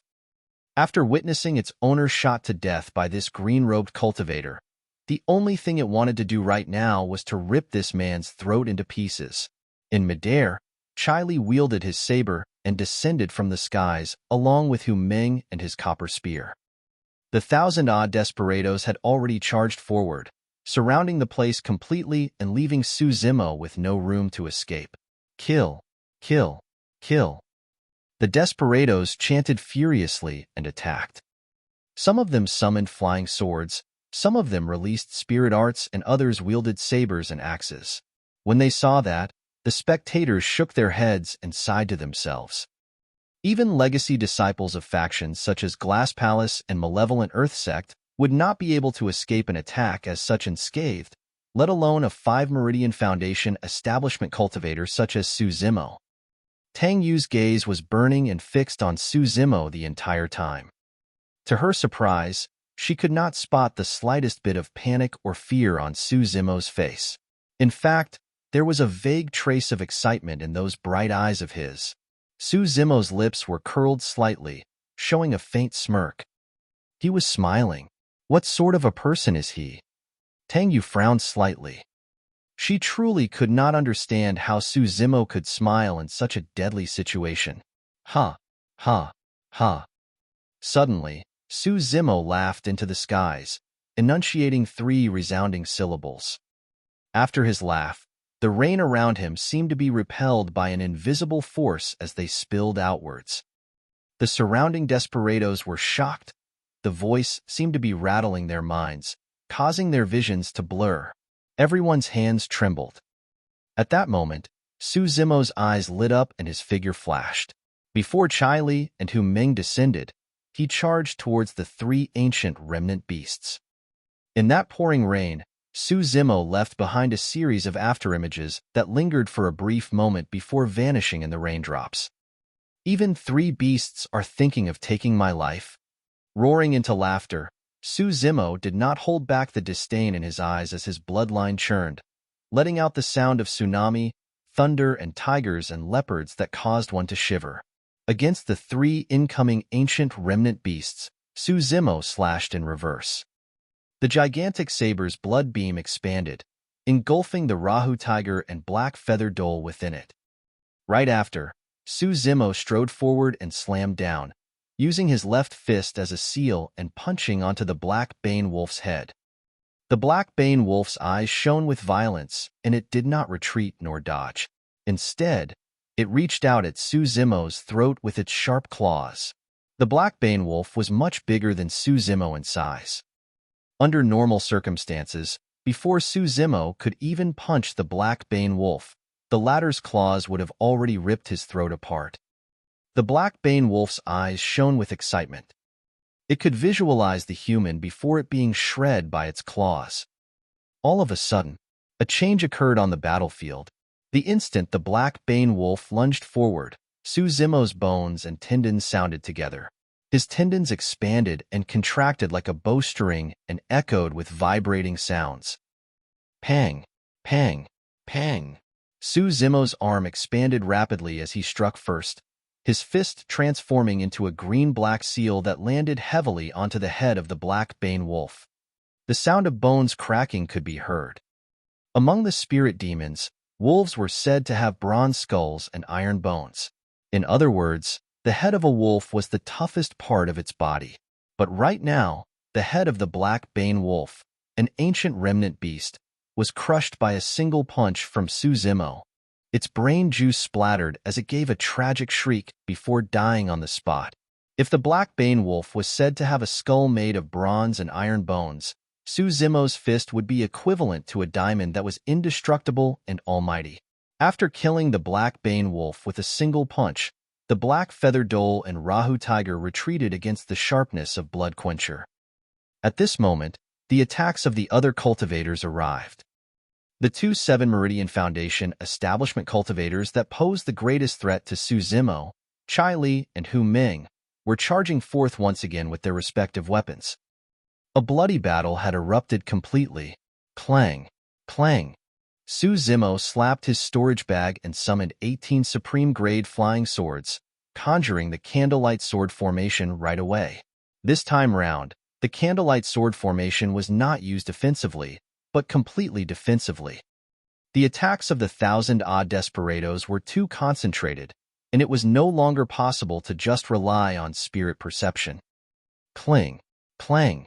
The circular sword formation spun and blocked the many incoming flying swords at the back. Fortunately, Su Zimo had advanced to 5 Meridian Foundation establishment and had a massive boost in his spirit energy. Otherwise, the Candlelight Sword formation would have dispersed after a short while under the countless spirit weapons and spirit arts.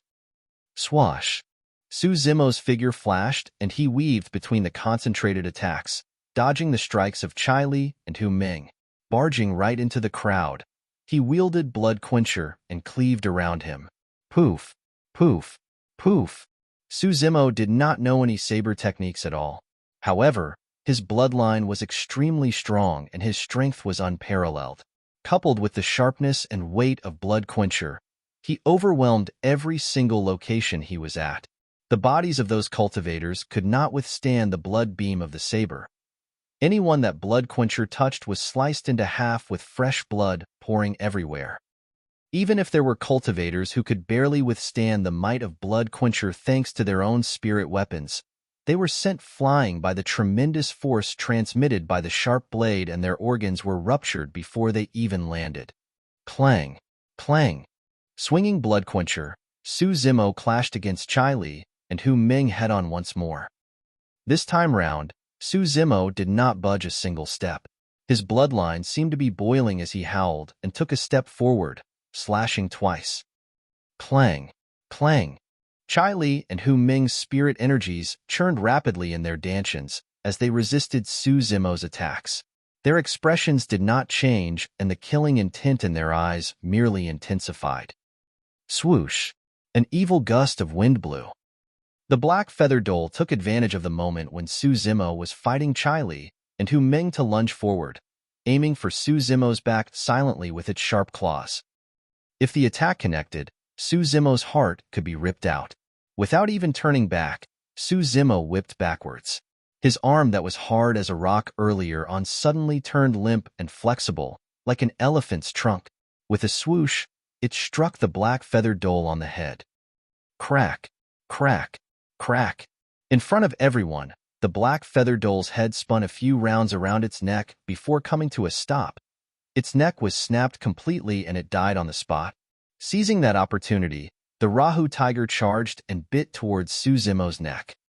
Su Zimo seemed like he had nowhere to run when all of a sudden, a gigantic pair of wings extended behind his back, shining with a bedazzling spirit light. The spirit wings flapped and Su Zimo rose into the air without anything beneath his feet. Shing! He was still a step too slow. Su Zimo's left leg was scratched by the Rahu Tiger's claws, and a few cuts appeared on his robes with traces of blood vaguely shown beneath. He was injured. It was less than 15 minutes since the battle started, and Su Zimo was already injured. Furthermore, Su Zimo's situation would only turn more dangerous the longer things dragged on. The rain was still pouring relentlessly.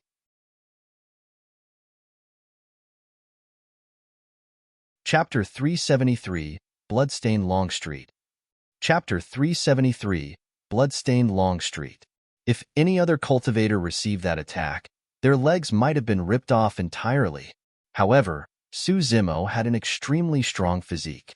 The moment the Rahu Tiger's claws dug in, it was met with great resistance, and it merely left behind a couple of wounds that were neither negligible nor fatal.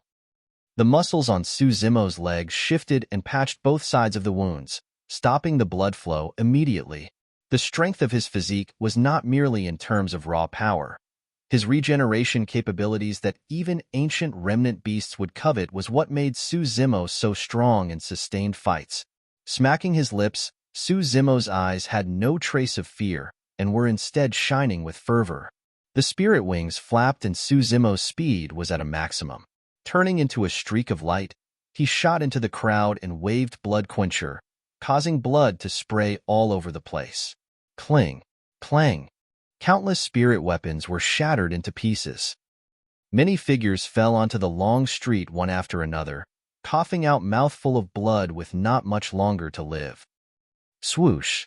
Hu Meng wielded his copper spear and descended from the skies, crushing towards Su Zimo's head with an evil gust of wind. Shadows of swords were still around, flickering coldly.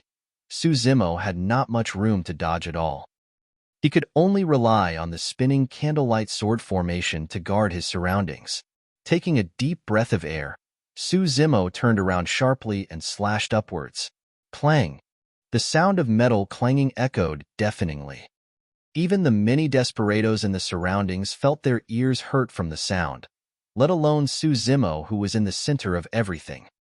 Su Zimo's body shuddered and the stone slab beneath his feet shattered. Both his legs sank into the ground, and he seemed much shorter all of a sudden. This time round, it was clear that Su Zimo was disadvantaged. In reality, if it was a one-on-one battle, Su Zimo's strength would not be weaker than Hu Meng even if the latter was a 7 Meridian Foundation establishment cultivator. However, apart from Hu Meng, Su Zimo was surrounded by 1,000-odd desperados, an ancient remnant beast, and another 7 Meridian Foundation establishment cultivator. Under such circumstances, it was already extremely fortunate that Su Zimo was able to hold out. This situation resembled that night in Mo's spirit weapon workshop when the 2 dying golden cores arrived to assassinate him. In truth, the strength of a golden core was more than enough to kill him. However, with the help of Night Spirit, Su Zimo made use of his opponent's underestimation of him, precise grasp of timing and environment, his blood-bone palm, and various other factors to kill the golden cores instead. In a true battle, there was no way Su Zimo would have been a match for the golden cores, not even if he took on his demon form. The formation of a core was the first step of breaking free from the restrictions of heaven and earth, and it was nothing to scoff at. Even golden cores in their twilight years were not people that Foundation establishment cultivators could go against. Either powers and might were not to be trifled with. Right now, even if Su Zimo activated his bloodline, his strength was only enough to match Chai Li and Hu Meng. However, he was definitely disadvantaged with the addition of so many desperados attacking him continuously. Swash! A cold flash of light shot over. Su Zimo merely felt his vision blur, and he could not identify where Chai Li's blade was. It was an extremely advanced saber technique. If Su Zimo had unlocked his eye orifice, his eye power would increase tremendously and he would be able to see through illusions, thus reading where Chai Li's blade was at. But right now, Su Zimo knew nothing about saber techniques and he could only retreat in the face of that attack. That single retreat caused many openings in Su Zimo's original defense to be exposed. At this moment when he was surrounded, the use of his spirit perception was almost negligible no matter how powerful it was. The pouring rain resembled the myriad of attacks. Even if Su Zimo could sense them, he could not avoid everything. It was so crowded and intense that it was asphyxiating. Although he managed to dodge Chai Li's fatal attack, a few more wounds appeared on Su Zimo's body in the blink of an eye as his blood was washed away by the rain. He won't be able to hold on for much longer if this goes on. A body-tempered cultivator like him will definitely turn weaker as he loses more blood. His situation's only going to get worse. What a pity. That man truly does have the strength to go against the 4 mounted bandits, sigh. Tang Yu was motionless in the face of the remarks of the crowd, merely looking slightly worried. Su Xiaoning's gaze was fixed on that shrinking green figure battling within the crowd. Pursing her lips tightly, her vision was gradually blurred by a layer of misty rain. Corpses laid all around Su Zimo's feet in a terrifying sight. Despite the fact that he was being held up by 2 7 Meridian Foundation establishment cultivators, and the bombardment of 1,000-odd desperados, Su Zimo still managed to kill off more than 100 Foundation establishment cultivators with his terrifying melee combat strength. His green robes were almost stained red by this point. Su Zimo, surrender now, and I can let you die with a full corpse. Chai Li's sinister voice sounded. Haha. Su Zimo burst into laughter. Chai Li, even if you surrender now, I won't leave you with a full corpse. I'm definitely going to chop your head off. Su Zimo, I'm going to mince you as revenge for my brother. Hu Meng roared. Kill him. Kill him. The desperados' eyes were bloodshot as they swarmed in. As time passed, the number of injuries on Su Zimo's body increased. Some of them had split open once more after healing up. The long street was dyed red with blood. Even the pouring rain could not wash away all the blood on the stone slabs. To everyone, Su Zimo was already sluggish right now. He was no longer as agile as he was earlier, and the candlelight sword formation that he had summoned was also swaying against the continuous attacks and could disperse at any moment. In fact, Su Zimo's spirit wings had already vanished due to his immense expenditure of spirit energy. He was at the end of the road. Uncle Yang shook his head. That lad's bound to die within 50 breaths. Tang Yu frowned and glanced askance at the cultivators behind her. She could still order Elixir Yang Sect to join the battle right now. However, they were bound to suffer immense losses if they were to enter at this moment. That would reduce their chances for the Elixir Pool Sect Ruins contention even further. Personally, she wanted to help Su Zimo. However, she was the leader of Elixir Yang Sect's expedition this time round. Every single decision she made had to be for the sect's interests, and she could not take part in the battle right now. Heis. Tang Yu's eyes dimmed as she sighed internally. The omnipresent pain struck Su Zimo's nerves repeatedly, and his mind was incomparably clear. I was still forced to this point in the end. The demonic chi within Su Zimo's body rumbled, and his eyes shone with a scarlet glint. The moment he released his power of blood chi, Su Zimo would still retain human form. However, he would be shrouded by demonic chi and would resemble an ancient demon that descended into the world, increasing his strength by folds such that he would be able to slay 7 Meridian Foundation establishment cultivators. Just as well. I'll kill to my heart's content today. Right as Su Zimo made up his mind to reveal his demonic cultivation and burst forth with his power of blood chi, a familiar voice sounded from outside the battlefield. Bro, you told me not to act on impulse. But today, I'm going to act on impulse. Right after, another voice came from another direction. Zimo, I'm not going to be your burden this time round. Immediately after that, a cold female voice sounded. I've just crafted a few new talismans. What a coincidence. I was looking to test them out.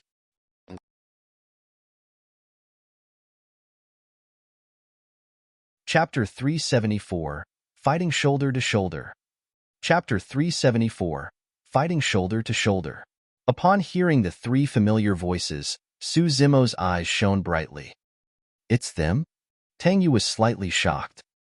The 3 of them were the cultivators that had followed Su Zimo into the city right from the start. Apart from the person called Ji Chengtian, who was at 6 Meridian Foundation Establishment, the other 2 were at 4 Meridian Foundation Establishment. Back then, Tang Yu thought it was a wise move for them to leave Xintian City. Given their cultivation realms, it was only a matter of time before they were killed by the 1,000-odd desperados if they had remained in Xintian City. However, Tang Yu did not expect that 3 out of the 4 people who had left would return. The haughty man behind Tang Yu sneered, "They've returned to Xintian City despite knowing that they would die. How stupid." Even though most of the cultivators present harbored the same thoughts, hearing it aloud was extremely unpleasant. Yin Jun. Tang Yu frowned and turned back to chide softly. Although the cultivator named Yin Jun was a disciple of Elixir Yang Sect as well, he belonged to the battle hall of the sect. At 7 Meridian Foundation Establishment, he was one of their core forces for the expedition to the ancient battlefield, and Tang Yu could not scold him too harshly. Yin Jun harumphed and said nothing more. Suddenly, a voice sounded from the sound, gentle yet resolute. It's not stupidity, But loyalty. Xiaoning had a meek nature and would swallow her indignances even if she was wronged. It took immense courage for her to rebut as such. However, she truly could not let things go at the moment. For some reason, a sense of frustration surged through her as she gripped her fists tightly and glared at Yin Jun. Someone like you will never know what loyalty means. Loyalty? Does that bullshit mean heading to death together? Yin Jun snorted and looked at Su Xiaoning mockingly. He smirked and continued coldly, since you know what loyalty is, how about you join them to die too, huh? Yin Jun was a 7 Meridian Foundation establishment cultivator after all, who knew how much blood his hands were stained with for him to cultivate to such a point and enter the ancient battlefield. Xiaoning felt her heart sink when she met with Yin Jun's cold gaze and stumbled back half a step subconsciously. Right then, Night Spirit, who was sprawled on the ground, opened its eyes. Its pitch-black eyes emitted a dark glow that flickered. Instantly, the temperature around them dipped.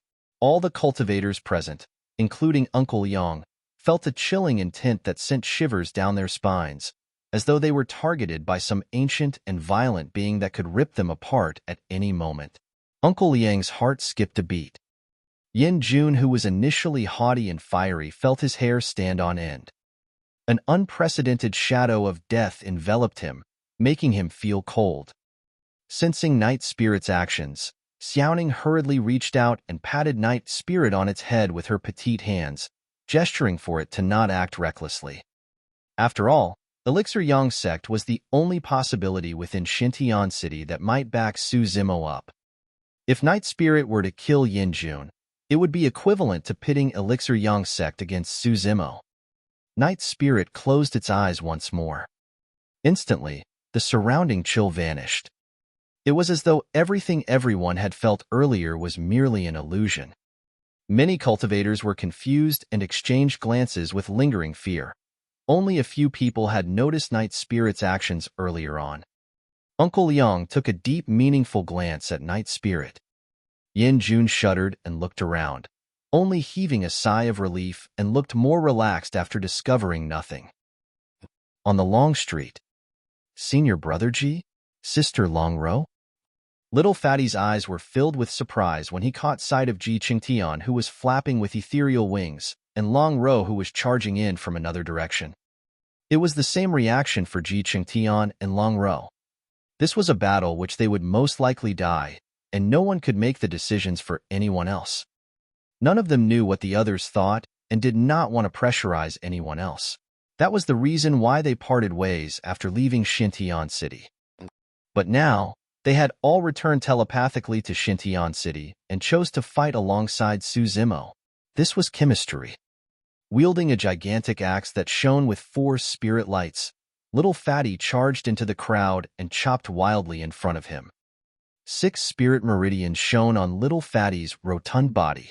On the other side, Long Ro threw out dozens of talismans and summoned her flying sword before charging into the battlefield with 6 spirit meridians shining from her body as well. 2 6 Meridian Foundation establishment cultivators. Both of them were only at 4 Meridian Foundation establishment when they left Xintian City. There was only a single possibility how the 2 of them advanced to 6 Meridian Foundation establishment in such a short period of time. Like Su Zimo, both Little Fatty and Long Ro broke through to 5 Meridian Foundation establishment during this period of time. Right after, they consumed the Meridian Unlocking Elixir and advanced to 6 Meridian Foundation establishment right away. Haha. A pair of spirit wings appeared behind Ji Qingtian as he soared into the air, bursting with laughter. 7 spirit meridians appeared imperceptibly beneath his robes. 7 Meridian Foundation establishment. Ji Qingtian had broken through as well. Given Ji Qingtian's endowment, he had a chance of breaking through to 7 Meridian Foundation establishment in the ancient battlefield. However, there was no way that could be accomplished so quickly. In other words, he made the same decision as Little Fatty and Long Ro. He consumed the Meridian Unlocking Elixir. The 3 of them smiled at one another from the depths of their hearts. The Meridian Unlocking Elixir was only effective when consumed for the first time, and neither of them had intended to use it at their current cultivation realms. However, All of them made the same decision to consume it for this battle without discussing or informing one another beforehand. They gave up the chance of a high cultivation and abandoned their possibility of escaping just for this battle. Su Zimo understood. The moment he saw their return, he understood everything. However, even though he was emotional and his lips were quivering at this moment, he could not say a single word. "I'm here too." Suddenly, an honest-looking cultivator appeared on the battlefield. With a loud roar, he swung his metal rod and repelled 2 desperados. Silly Jian? Little Fatty's heart skipped a beat when he heard that voice as he turned in disbelief. At this moment, all 4 of them who left Xintian City had returned. A warm feeling surged through Su Zimo's heart when he saw that his injuries no longer felt as painful. There was no need for words or thanks. Understanding the fact that the 4 of them had never left and returned to fight shoulder to shoulder with him during the most critical juncture was more than enough. Ha ha ha ha. Finally, Su Zimo burst out into laughter. Ji Qingtian was laughing, as was Long Ro, as was Little Fatty, as was Shi Jian. Amidst the flashing swords and entrapment, the 5 of them looked drenched and wretched. Yet, they were laughing wantonly in happiness from the bottom of their hearts. Someone teared but in the blink of an eye. It was mixed with the rain and rolled down their cheek. "Silly Jian, you said that you're not silly, so why did you return?" Little Fatty asked. "I got lost," Shi Jian replied.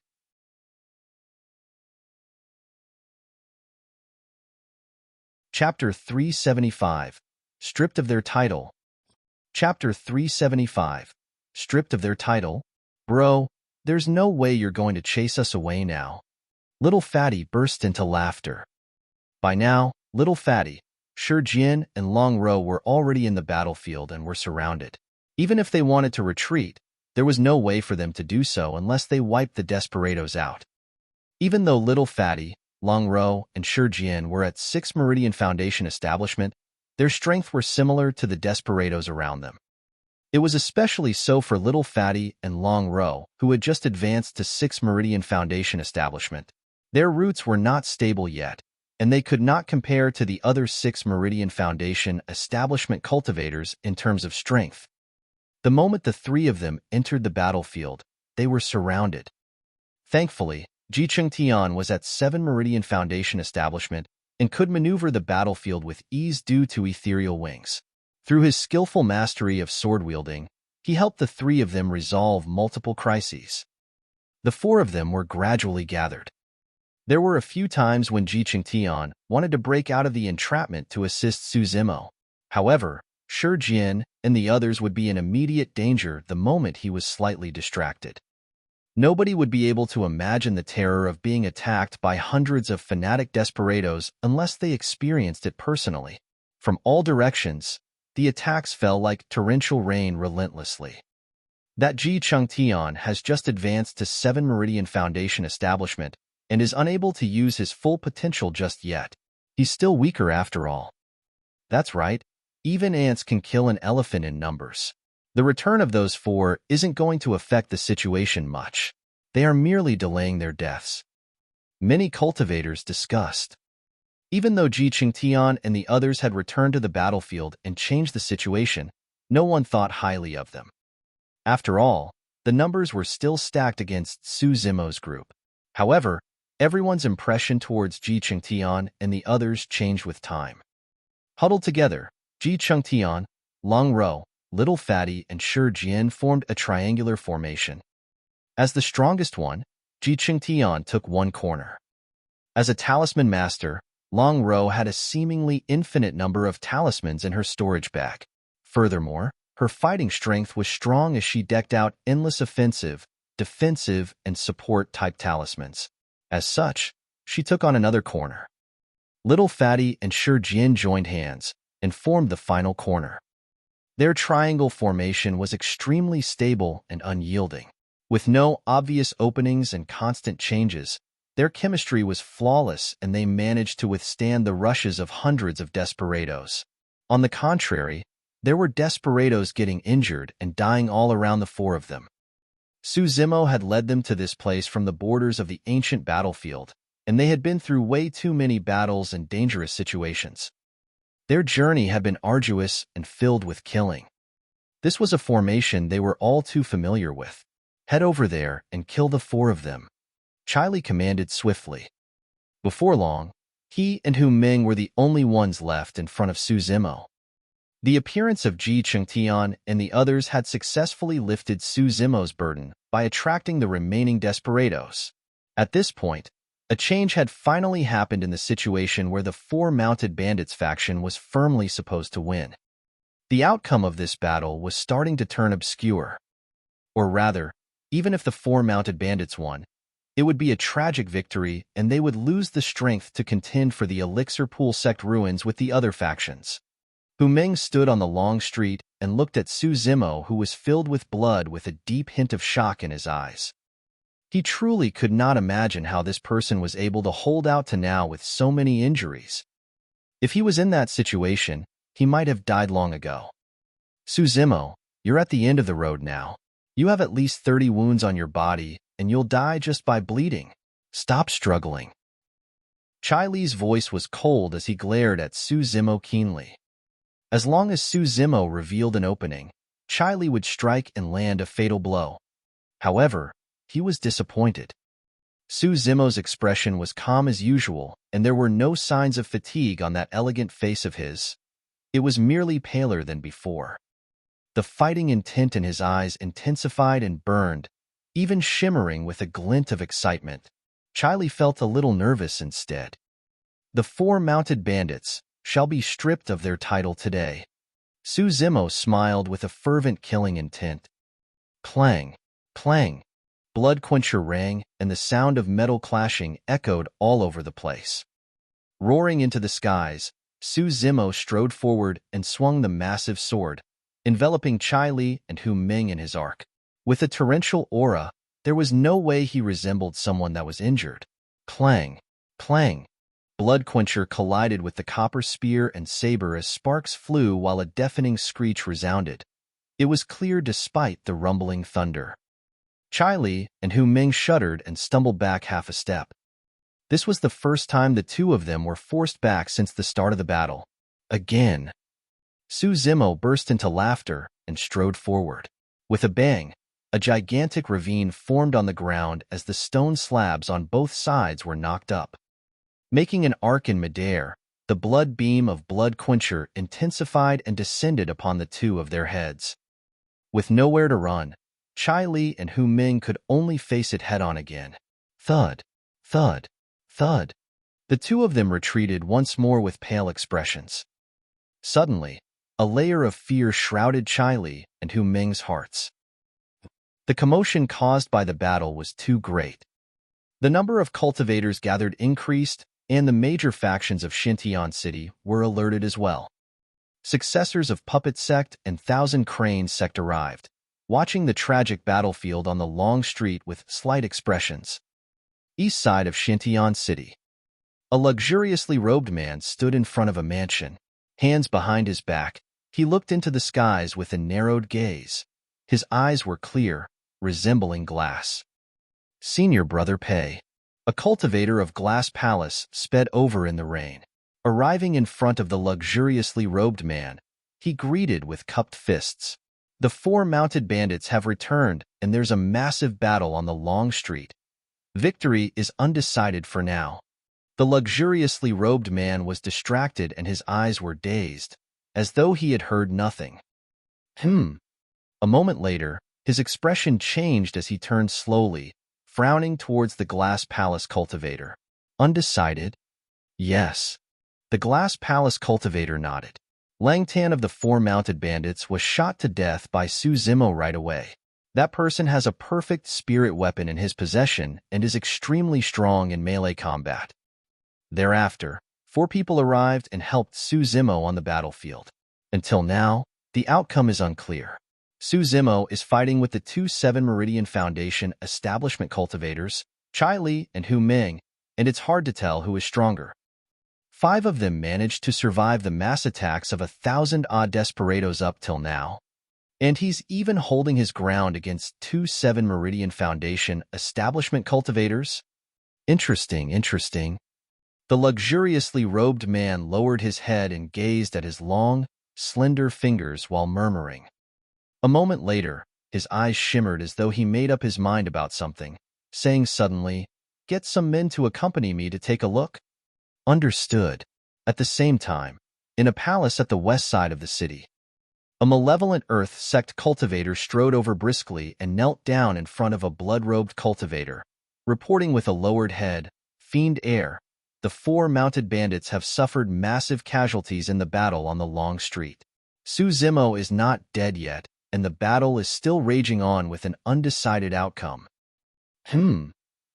Suddenly, the black-robed cultivator opened his eyes with a momentary malevolent aura bursting from him as he asked with a narrowed gaze, "He managed to hold out till now?" After pondering for a moment, he stood up and gripped the bone spear in front of him before remarking coldly, "Let's go take a look." The battle on the long street had alarmed the entire Xintian city.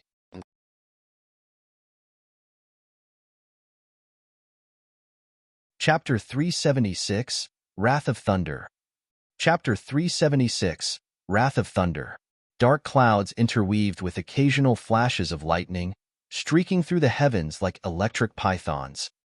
The world flickered intermittently with bright flashes of light and darkness.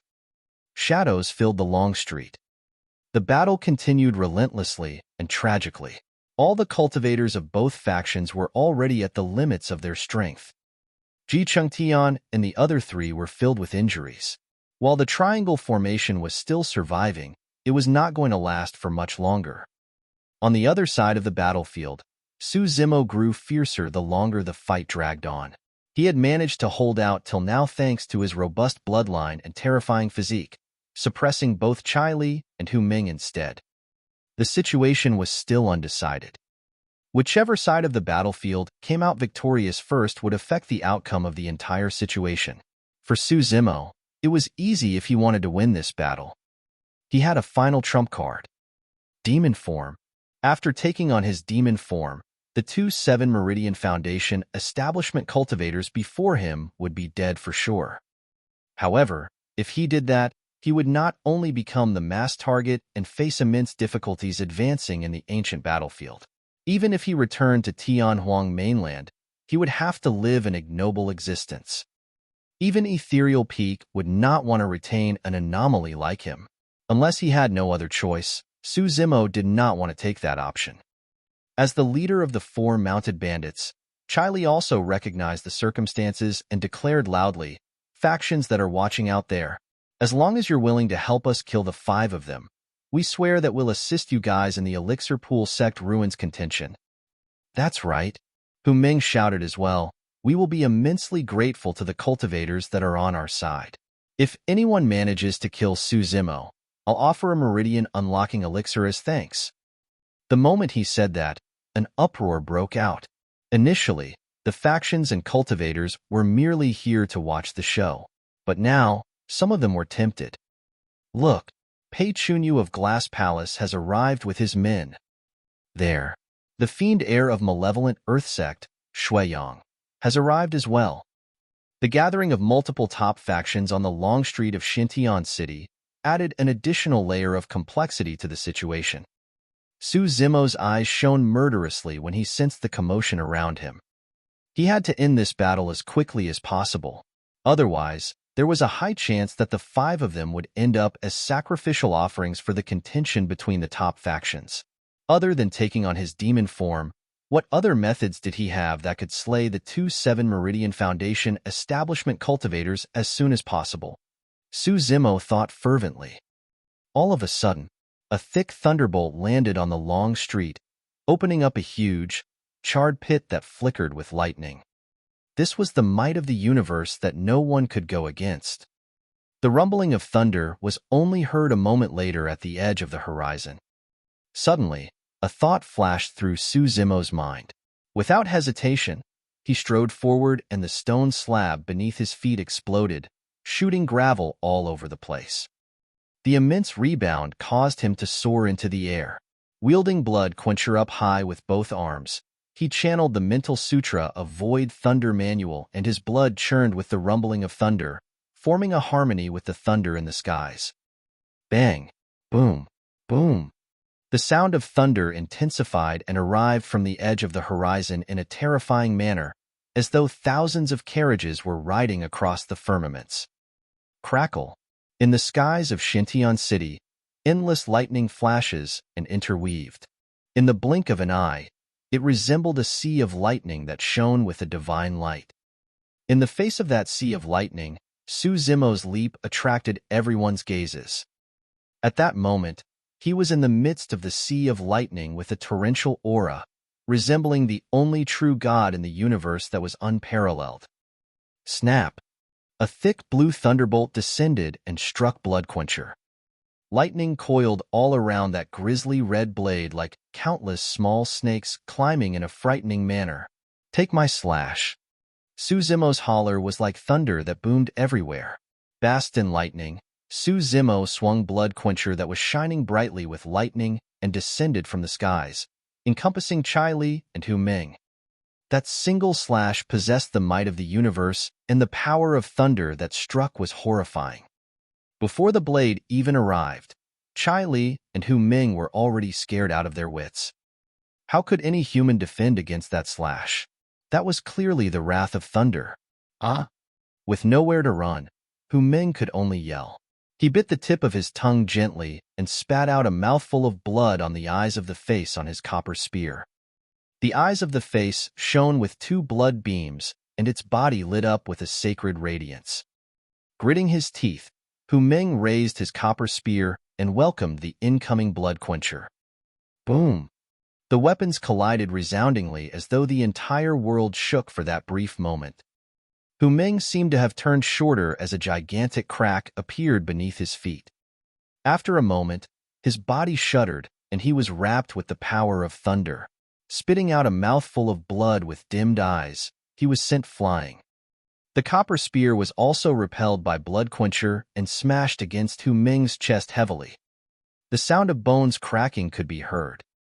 A 7 Meridian Foundation establishment cultivator was injured. Not only that, Bloodquencher's momentum carried on and continued to slash against Chai Li's saber. Clang! Chai Li's expression changed as his palm cracked and bled, losing his grip on his saber. Pushing against his heels, Chai Li retreated backwards 100 feet away.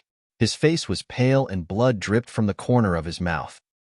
Of the two 7 Meridian Foundation establishment cultivators, one was severely injured on the ground and the other retreated in defeat. That was how terrifying the might of that slash was. Pei Chunyu of Glass Palace and Shui Yang of Malevolent Earth Sect arrived just in time to witness that, and their pupils contracted with a hint of shock. If they were the recipients of that slash, they might not be able to escape unscathed either. The other cultivators were dumbfounded and gasped. Chai Li no longer dared to stay any longer. If Hu Ming had not defended the first strike, his organs would have been ruptured from that slash. Without turning back, he fled out of the city. His eyes shone with boundless hatred as he yelled, "Su Zimo, someday, I'll definitely make you pay for what you did today." Chai Li was absolutely confident that he could get out of Xintian City. Thanks to Su Zimo's slash, the distance between them was increased, and there was no way Su Zimo would be able to catch up to him since they were both at the end of their roads. Ha ha ha ha. Suddenly, Su Zimo laughed. Chai Li felt his heart skip a beat. He turned back instinctively and a cold, blinding light approached him at an extremely fast speed. In that light, he caught sight of a figure standing far away with Bloodquencher dug into the mud beside him. That figure wielded a moon-colored gigantic bow and had just placed it down. Su Zimo's voice sounded. "Someday, I've already told you, the 4 mounted bandits shall be stripped of their title today." Poof, poof, poof. The arrow pierced flesh and blood flashed. Chai Li's body was pierced by 10 arrows, and he collapsed at the end of the long street, lifeless and dead. At the same time, Su Zimo put away his moon concealment bow and arrived beside Hu Ming with his Bloodquencher. Laying in the mud, Hu Ming was still coughing blood that was washed away by the rainwater. His gaze was scattered. Looking down, Su Zimo's eyes were cold. The next moment, a saber beam flashed. A massive head rolled on the ground. The 4 mounted bandits were buried in Xintian City.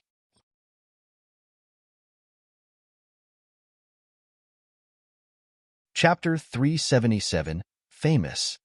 Chapter 377, Famous. The outcome of the battle had surpassed everyone's expectations. In less than 15 minutes, the 3 mounted bandits that had returned to the city were already dead with their blood staining the long street. There were even 2 7 Meridian Foundation establishment cultivators among them. That final thunder slash was an eye-opener for many cultivators as they felt an incomparable shock both visually and mentally. Countless gazes were fixed on that figure on the long street, wielding a saber and stained with blood. Their expressions were complex, some shocked, some fearful, some in awe, and some in scrutiny. Instantly, everyone realized that from this day forth, there would definitely be a place for this man in Xintian City. He was now famous after a single fight. This was something that the disciples of Elixir Yang Sect had not expected.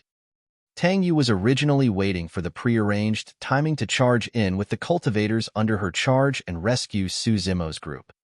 However, nobody expected the situation to turn entirely in the blink of an eye. Both mounted bandits were dead. This, despite his experience and calmness, Uncle Yang was stunned. A 5 Meridian Foundation establishment cultivator had killed 2 7 Meridian Foundation establishment cultivators on the spot. They were a full 2 cultivation realms above him. This wasn't the first time that Uncle Yang had come across a paragon talent as such. However, people as such were extremely rare and usually belonged to the top factions of Tianhuang mainland. What was the background of Su Zimo? He was not even carrying a sect badge, so he definitely wasn't a legacy disciple of the super sections. Furthermore, there were no traces of techniques inherited from super sects and top factions from Su Zimo. For super sects such as the 9 immortal sects, 7 fiend sects, and the 6 Buddhist monasteries, each of them had their own cultivation techniques and secret skills that their disciples were bound to use in life and death bouts. As such, they were easily recognizable. However, Su Zimo's capabilities. While his pair of spirit wings were extraordinary and his sword formation was stunning, none of them were the key to why he was able to kill cultivators above his level. The reason why that person was able to kill beyond his level was entirely because of that terrifying physique that resembled a pure-blooded, ferocious beast. In Tianhuang mainland, there were not many sects that specialized in body tempering among the immortal, Buddhist, and fiend sections. Glass Palace was one of them, but it was clear that this man had nothing to do with them. Could there be hidden sects or reclusive masters apart from the top factions who could groom such a terrifying paragon? Yet, why was the cultivation technique that could build such a physique unknown? For the first time, Uncle Yang felt that he could not make out Su Zimo anymore. Right then, a decisive look flashed through Tang Yu's eyes as she waved and said in a deep voice, "Elixir Yang Sect, listen up. Follow me and kill the survivors of the 4 mounted bandits. Leave no one alive." Before she finished speaking, Tang Yu was the first to summon her flying sword and charge into the battlefield. Uncle Yang did not have time to think and quickly followed. The 1,000-odd Elixir Yang Sect cultivators at the back swarmed forward as well, charging towards the remaining desperados. Although the desperados did not fear death, the death of Chai Li and Hu Ming was still a huge blow to them mentally. Coupled with the intense battle that they had just been through, they were thoroughly exhausted. The assault of the vigorous cultivators of Elixir Yang Sect engulfed them entirely. Some of the desperados broke down and shrieked while running out of the city. However, they barely took a couple of steps when they were killed on the spot. One side was severely injured and worn out while the other side was filled with life and vigor. It was obvious who was stronger. The outcome of the battle was already decided. With the death of the 2 7 Meridian Foundation establishment cultivators, Elixir Yang Sect no longer had any reservations. On the long street, Ji Chengtian, Little Fatty, and Shi Jian collapsed sitting on the ground, laughing out loud. Their laughter tugged at the wounds on their bodies, and the 3 of them gasped in pain. However, they continued laughing nonstop. With Xiaoning's support, Long Ro managed to stand barely. At that moment, There was a rare smile on her face that was extremely captivating. We survived? Shi Jian scratched his head and looked at Ji Chengtian and Little Fatty, smiling foolishly in disbelief. That's right. Ji Chengtian let out a long breath and lamented. We survived. The feeling of being alive is fucking great. Little Fatty cursed and beamed brightly. When they returned to Xintian City, the four of them had already cast aside all thoughts of surviving. Now that they were celebrating the joy of surviving the calamity, every single breath felt incomparably blessed. After this battle, the friendship between the four of them changed considerably. This was a friendship forged through life and death and the baptism of blood. It was extremely precious in the cultivation world. Looking at this scene, Su Zimo smiled faintly and a warm feeling surged into his heart, remaining for a long time. Unknowingly, the heavy rain had stopped. The storm came and went quickly. The dark clouds dispersed and sunlight spilled onto the long street and the five of their faces, radiant with life. It wasn't only Su Zimo. From this day forth, the other four of them were going to be famous throughout Xintian City as well. As Elixir Yang Sect took action, the other factions joined hurriedly as well. Thousand Crane Sect, Puppet Sect, and some cultivators of different factions all wanted a piece of the pie. Suddenly, a black-robed cultivator walked over slowly. Wielding a bone spear that had vague blood traces, he was extremely terrifying. He arrived before Su Zimo and stood still. The actions of the black-robed cultivator attracted countless gazes. It's him, the fiend heir of malevolent Earth Sect. What does he want? I don't know. He doesn't seem friendly. Ji Chengtian and the others were no longer smiling, looking grim. They could sense a strong and dangerous aura coming from the black-robed cultivator. This man was extremely strong. In fact, a thought crossed their minds. Even if they were at peak condition and joined forces, they were no match for this person. The black-robed cultivator glared at Su Zimo for a moment without saying anything. Su Zimo was expressionless. Very good. The black-robed cultivator nodded and declared proudly, I am Shui Yang, the fiend heir of malevolent Earth Sect. You are very decent. I'll give you a chance. Join malevolent Earth Sect and be my personal bodyguard. Ji Chengtian and the others were stunned. One of the 7 fiend sects, malevolent Earth Sect. This was one of the top factions of Tianhuang mainland, but it was a fiend sect and was different from their Dao. Furthermore, this fiend heir of malevolent Earth Sect was arrogant and commanding in his tone. He even had a condescending attitude that was truly unpleasant. Ji Chengtian and the others looked at Su Zimo nervously. Given their understanding of Su Zimo, there was a high chance that the latter would reject the fiend heir of malevolent Earth Sect. However, given the fiend heir's temperament and methods, he would definitely turn murderous and attack Su Zimo once he was rejected. After that intense battle, Su Zimo was now at his weakest.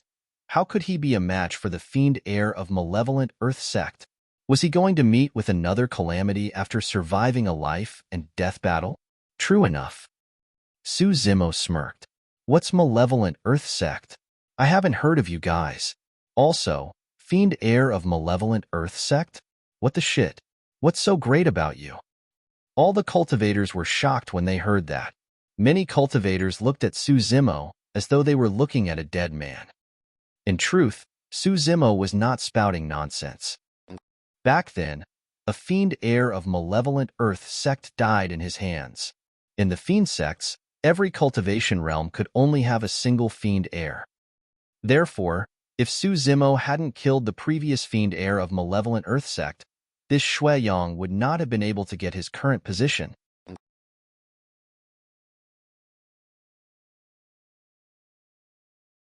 Chapter 378, Killing Intent.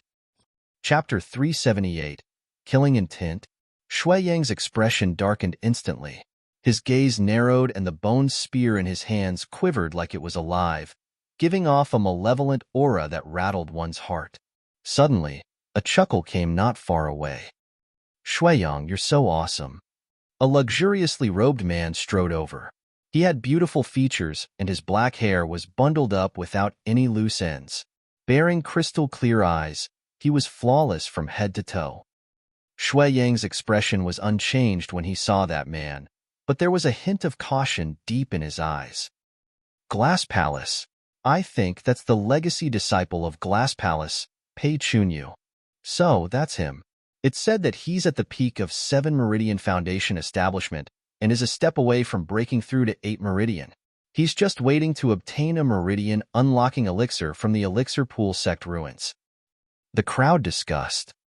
Arriving beside Su Zimo, Pei Chunyu gestured towards the former with a nod and a friendly smile before turning to Shuiyang. Shuiyang, you'll be going against Glass Palace if you make things difficult for fellow Taoist Su. Fufu. Shuiyang laughed coldly and asked, since when did this punk have anything to do with Glass Palace? If he was related to you guys, would you have allowed the 4 mounted bandits to attack him and only appear now? No matter what, you're from the Fiend sects and we're from the Immortal sections. The paths we pursue are different to begin with. Pei Chunyu replied icily, Shuiyang, don't waste your efforts. Fellow Taoist Su is clearly righteous and will definitely not be associated with you guys from the Fiend sections. In the blink of an eye, these 2 top cultivators of Xintian City were in an argument because of Su Zimo. After becoming famous through that battle, these 2 factions are now trying to rope in Su Zimo. That's right. This man's potential is not to be underestimated as he's able to kill 2 7 Meridian Foundation establishment cultivators. Whoever manages to take him in will definitely have use for him in the future. Given this man's endowment, there's even a chance for him to leave the ancient battlefield with Pei Chunyu and join Glass Palace. Many cultivators looked at Su Zimo with envy. With an indifferent expression, Su Zimo suddenly said, both of you can leave now. There's no need to waste your breath here. I won't join either side. The moment he said that, the atmosphere turned freezing. The initially noisy chatter faded as well. Everyone's gazes landed on Su Zimo, some in shock, some in surprise, some confused. This was an extremely rare opportunity that anyone else would agree to readily. However, this man had rejected the invitation of 2 top factions right in front of everyone. Furthermore, Su Zimo's tone was extremely discourteous with a hint of irritation and disdain. Isn't this man way too arrogant? Fufu, he thinks that he can reign supreme in the city just because he killed 2 7 Meridian Foundation establishment cultivators? This guy clearly has a death wish. I want to see what happens to him now that he's offended 2 top factions.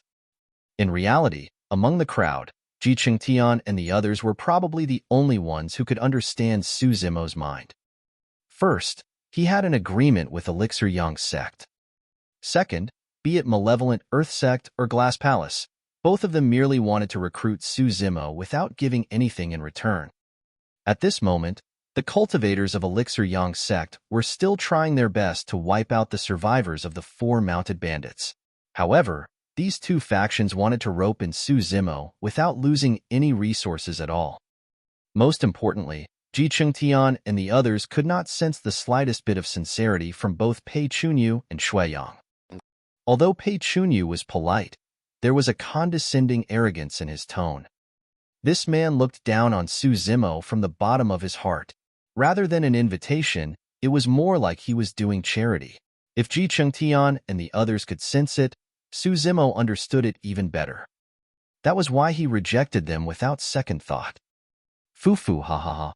Suddenly, Shuiyang burst into laughter and looked at Pei Chunyu mockingly, saying in a casual tone, seems like it was just a one-sided muse on your end? Interesting. A dark look flashed through Pei Chunyu's eyes. Su Zimo's reply was akin to disrespecting him in front of everyone. What was his status and position given the fact that he was a legacy disciple of Glass Palace? Coupled with Shuiyang's taunting, Pei Chunyu's killing intent surged. Maintaining his smile, he asked again gently, fellow Taoist Su, I didn't hear you right. Could you repeat yourself? Although Pei Chunyu was smiling and his tone was gentle, Ji Qingtian and the others felt chills run down their spines. In other words, what he meant was that he was going to give Su Zimo another chance. If Su Zimo did not appreciate the chance, Pei Chunyu was going to kill him. This man had both the rights and the strength to do it. Ji Chengtian and the others were worried and could merely hope that Su Zimo would hold back temporarily instead of offending two top factions out of indignance. Everyone felt that Su Zimo wouldn't be a match for Pei Chunyu even if he was at his peak condition, let alone now when he was at his weakest after going through an immense battle and filled with injuries. As a legacy disciple of one of the immortal sects, Glass Palace, Pei Chunyu wasn't someone in the same league as the four mounted bandits. Ji Chengtian and the others looked at Su Zimo nervously. All of a sudden, Su Zimo smiled. "You didn't hear me? Let me simplify things and repeat it once more." After a slight pause, Su Zimo opened his mouth and spat out two words that shocked the world. "Get lost." The moment he said that, the surroundings fell completely silent. Many cultivators looked at that bloodied figure with agape mouths and shocked expressions as a single word filled their minds: lunatic. For some reason, Ji Chengtian and the rest felt relieved instead. This was the true Su Zimo. This wasn't someone that would submit to injustice. It was as Su Zimo had said in the past, "I cultivate so as to go all out to exact revenge. I cultivate as I believe in an eye for an eye." Pei Chunyu's triggered killing intent naturally could not hide from Su Zimo's spirit perception. Since that was the case, there was no way Su Zimo would be nice to this guy. The only reason why Su Zimo dared to challenge Pei Chunyu was because of his demon form. This was a trump card that he would not use unless he had no other choice. Otherwise, Su Zimo would have struck first the moment Pei Chunyu's killing intent was triggered instead of wasting time saying so much to the latter. Pei Chunyu was stunned for a moment. Clearly, he hadn't expected such a reaction from Su Zimo, or rather, he hadn't expected that Su Zimo would dare have such a reaction. Fu. Pei Chunyu laughed deeply. There was a metallic sound in his voice that was extremely piercing. A moment later, he put away his smile and his palm that was originally behind his back slumped downwards. It was shrouded with a jade-like radiance that was sparkling and crystalline. "I admire your immense potential. However," his eyes turned cold as he changed the topic. "Since you can't be used by me, I'll have to destroy you."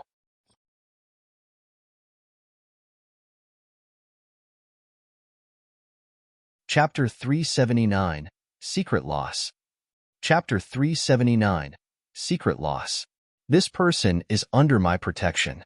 Just as everyone thought that Su Zimo's death was certain, a voice rang out from his side in an unquestionable tone.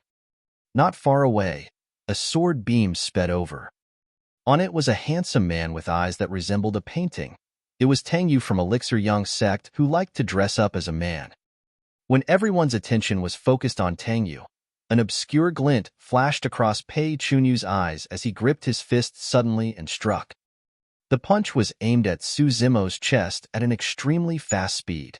5 spirit lights shone on the surface of his fist, and it burst forth like a blazing sun that had a blinding radiance. 5 spirit patterns, it was a perfect spirit weapon. Pei Chunyu was wearing a perfect grade glove on his hand that was as thin as a cicada's wings and almost transparent. If not for the fact that he had channeled spirit energy into it, the glove would have been extremely difficult to detect. It was a killing blow. "Watch out." Tang Yu's expression changed as she yelled. Pei Chunyu and Su Zimo were so close that they could reach one another just by extending their hands. Tang Yu could almost imagine the scene of a gory hole being punched out of Su Zimo's chest. The punch was completely without warning, like a sneak attack, and it was swift as lightning. No one was able to react to it, apart from Su Zimo. There was no wonder why Pei Chunyu was a legacy disciple of Glass Palace and a top-tier foundation establishment cultivator. His timing to strike was practically perfect. Tang Yu's appearance had diverted even Su Zimo's attention. That brief moment of distraction was all the time it took for Pei Chunyu to strike. If not for his spirit perception, Su Zimo would have died from that punch. However, despite his spirit perception, Su Zimo was still a step slower and could not whip out his blood quencher to defend. Instead, he could only take the attack head-on with his bare fists. Tang Yu's eyes dimmed when she saw that. Although Su Zimo managed to react, the outcome wouldn't be changed by much. To begin with, Pei Chunyu's cultivation realm was 2 levels above Su Zimo. Furthermore, Glass Palace's body tempering technique was renowned through Tianhuang mainland. Pei Chunyu could only be stronger than Su Zimo, there was no doubt. More importantly, Pei Chunyu's glove was a perfect spirit weapon and Su Zimo was using his bare hands. To Tang Yu, it was almost certain that Su Zimo would be punched to death in this exchange.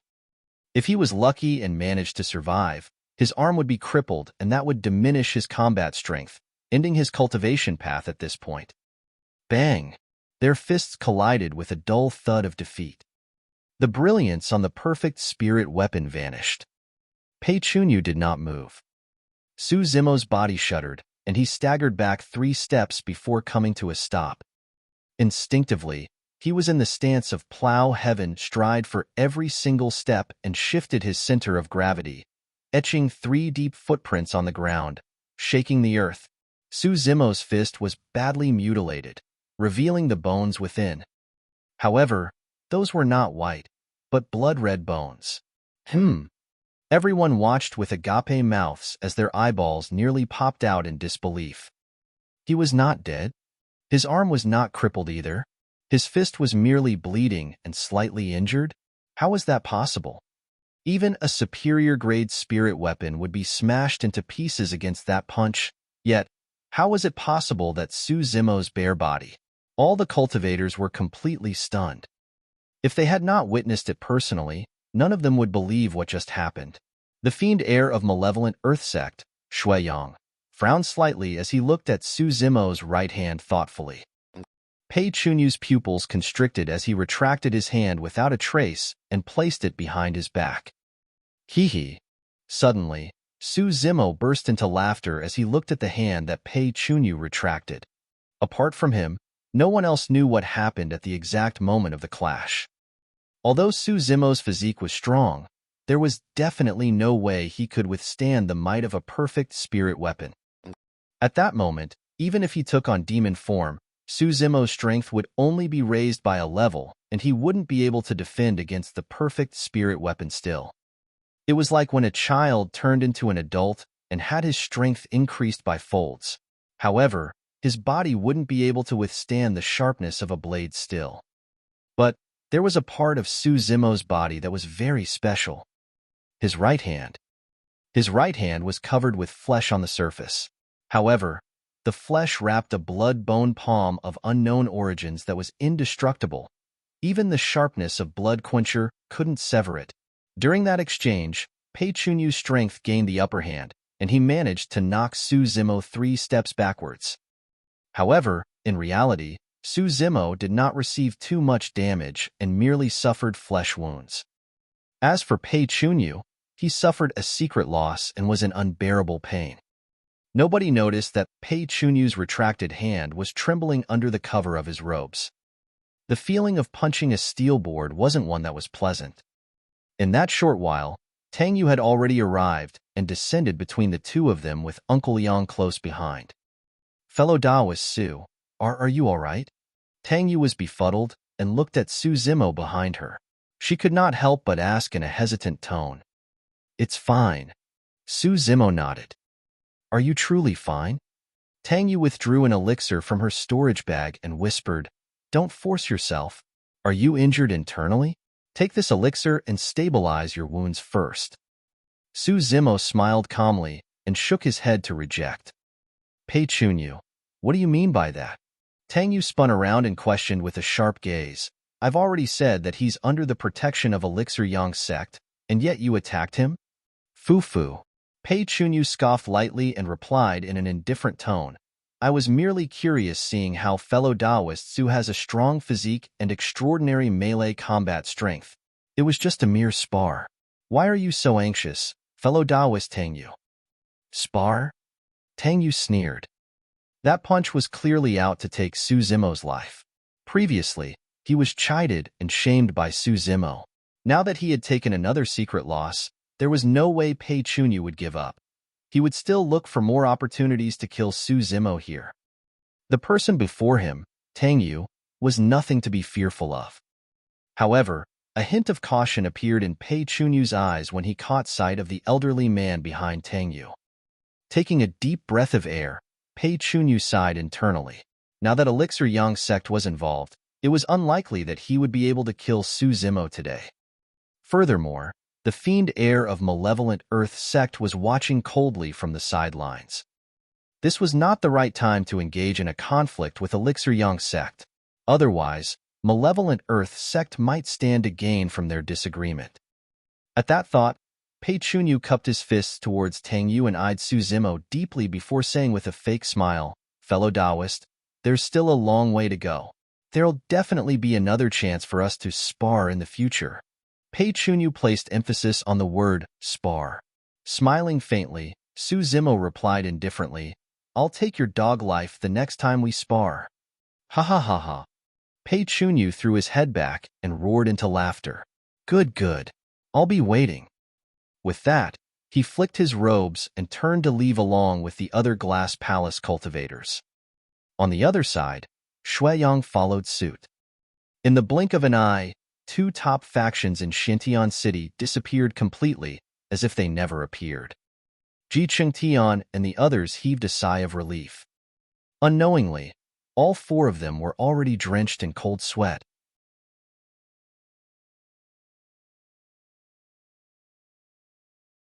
Chapter 380, Elixir Pool Sect.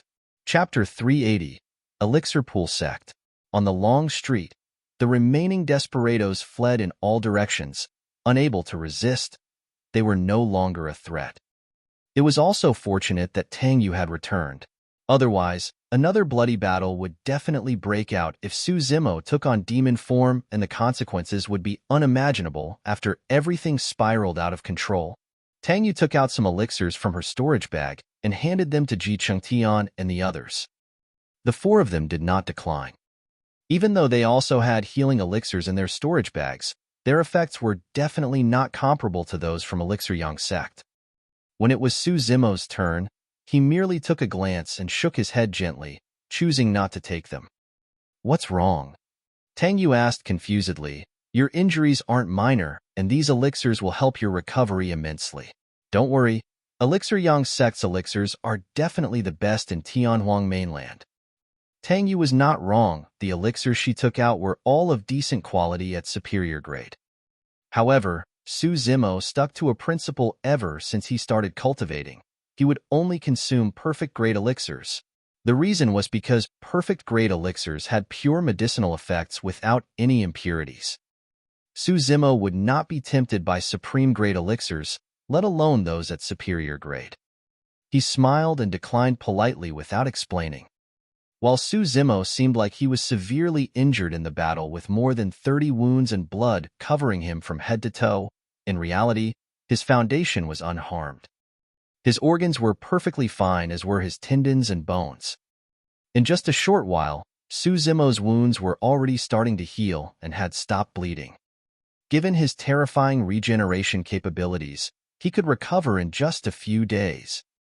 Xintian City could be divided into 4 generic districts. The east side of the city was occupied by Glass Palace, west by Malevolent Earth Sect, and south by the Heretical Doctrines. The cultivators in the north side were Messier. Originally, the 4 mounted bandits were the strongest apart from Elixir Yang Sect and Thousand Crane Sect. However, the 4 mounted bandits were dead, and most of the desperados were buried on the streets, with only a minority that managed to escape from Xintian City. Worn out, injured, and filled with the stench of blood, it was most likely that those desperados wouldn't be able to last a single night outside before they were devoured whole by the various ferocious beasts and ancient living beings out there. With the 4 mounted bandits gone, the north side of the city was now controlled by Elixir Yang Sect and Thousand Crane Sect. Before the bloody battle on the Long Street, Tang Yu had already valued Su Zimo highly and had an agreement with him to deal with the 4 mounted bandits. At that point of time, this agreement seemed fanatic and irrational. But now, everyone realized that Elixir Yang Sect had benefited massively. They managed to recruit somebody like Su Zimo, who was both strong and possessed terrifying potential without losing much resources. Furthermore, the 4 mounted bandits were destroyed. It was killing two birds with one stone. 10 days later. City's north, meeting hall of Elixir Yang Sect. By now, Ji Qingtian and the others were almost healed up, and Su Zimo had completely recovered a couple of days ago. Su Zimo's group of 6, Tang Yu, Uncle Yang, and a cultivator of Elixir Yang Sect's battle hall, Yin Jun, were gathered. Everyone, the reason why I gathered you guys here is to discuss information about an ancient ruin. Tang Yu said in a deep voice, since I've requested for your help, I'll divulge everything I know without holding back any secrets. Su Zimo's group nodded. All of them could sense Tang Yu's sincerity. During this period of time, Elixir Yang Sect provided a considerable number of high-quality elixirs to help Ji Qingtian and the others with their recovery. In truth, this ruin is related to a major sect back in the ancient era named Elixir Pool Sect. It was clear that the sect had something to do with elixir refinement through its name alone. Indeed, Tang Yu continued, Elixir Pool Sect was extremely famous back in the ancient era and was the foremost elixir refinement sect in Tianhuang mainland. The founder master of our Elixir Yang Sect was an elixir refinement master back in Elixir Pool Sect. Su Zimo's group felt their hearts skip a beat when they heard that. If an elixir refinement master of Elixir Pool Sect could create a sect, Elixir Yang Sect, that turned out to be one of Tianhuang mainland's 4 unorthodox groups, one could only imagine how strong Elixir Pool Sect was back in the days. The ruins of Elixir Pool Sect are extraordinary. Tang Yu said with a grim expression, not only will there be a large amount of elixirs within, there will also be many elixir recipes that have been lost. Su Zimo nodded silently. Many things have been lost through the times from the ancient era till now. The reason why the Meridian Unlocking Elixir was so precious was because its recipe had been lost for a long time. One could only imagine the outcome of finding the recipe of the Meridian Unlocking Elixir in the Elixir Pool Sect ruins. Of course, apart from elixir recipes, in the ruins of some sects, there's also a chance of obtaining their inheritance if one is extremely lucky. These inheritances are much more precious than elixir recipes. However, the probability of that happening is extremely low, unless one has a token from Elixir Pool Sect and can obtain the sect's recognition. Tang Yu chuckled bitterly. However, if elixir recipes can be lost from sects from the ancient era, there's no way tokens can remain. The mention of that had Su Zimo's heart skipping a beat. Instinctively, Xiaoning looked towards Su Zimo with an odd expression, wanting to say something but stopped. Su Zimo lowered his head and pretended not to see. In truth, the both of them thought of something at the same time. The mysterious elixir furnace in Xiaoning's possession.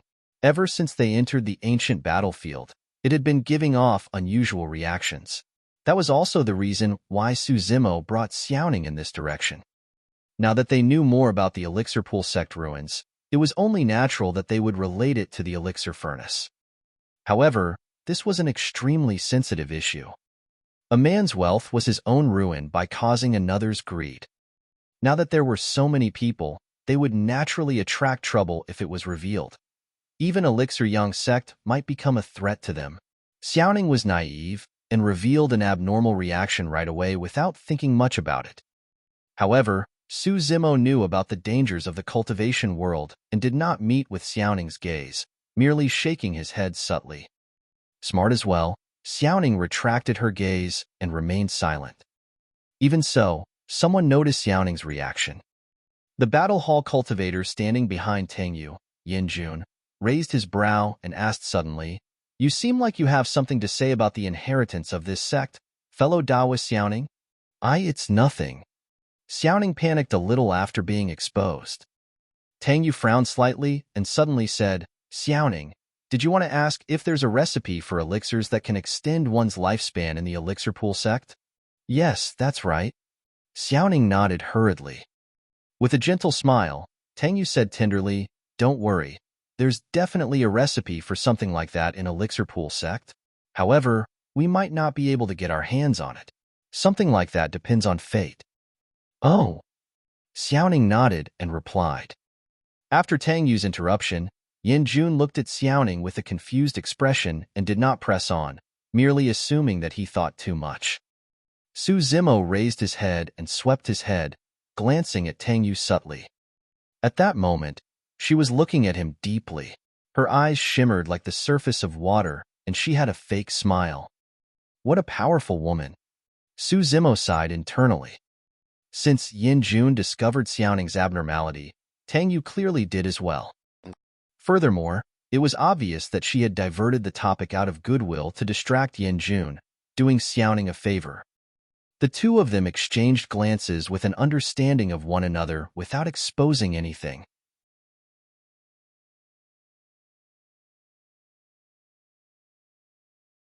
Chapter 381, Saber Mountain Spirit Sea. Chapter 381, Saber Mountain Spirit Sea. In truth, Su Zimo was already tempted the moment he heard about the Elixir Pool Sect ruins. It wasn't purely because of Xiaoning. He had his own needs as well. The Meridian Unlocking Elixir. More than that, it was for a perfect-grade Meridian Unlocking Elixir. After hearing Tang Yu's introduction of Elixir Pool Sect, Su Zimo was even more certain that they would most likely find perfect-grade Meridian Unlocking Elixirs in the Elixir Pool Sect. Tang Yu said, "Of course, for a sect as large as Elixir Pool Sect, there will definitely be many other treasures. In fact, we might even find gems like Khanate spirit weapons." Su Zimo pondered for a moment. "I'll do my best to help Elixir Yang Sect get the ruins. Furthermore, I won't want anything else. However, I ask for a perfect-grade Meridian Unlocking Elixir." Yin Jun could not help but burst into laughter as he looked at Su Zimo with a mocking gaze. Perfect Meridian Unlocking Elixir. What a daring demand. Who do you think you are, huh? Who are you? Su Zimo glared at him. Proudly, Yin Jun declared, "I'm Yin Jun, a cultivator of Elixir Yang Sect's Battle Hall at 7 Meridian Foundation Establishment.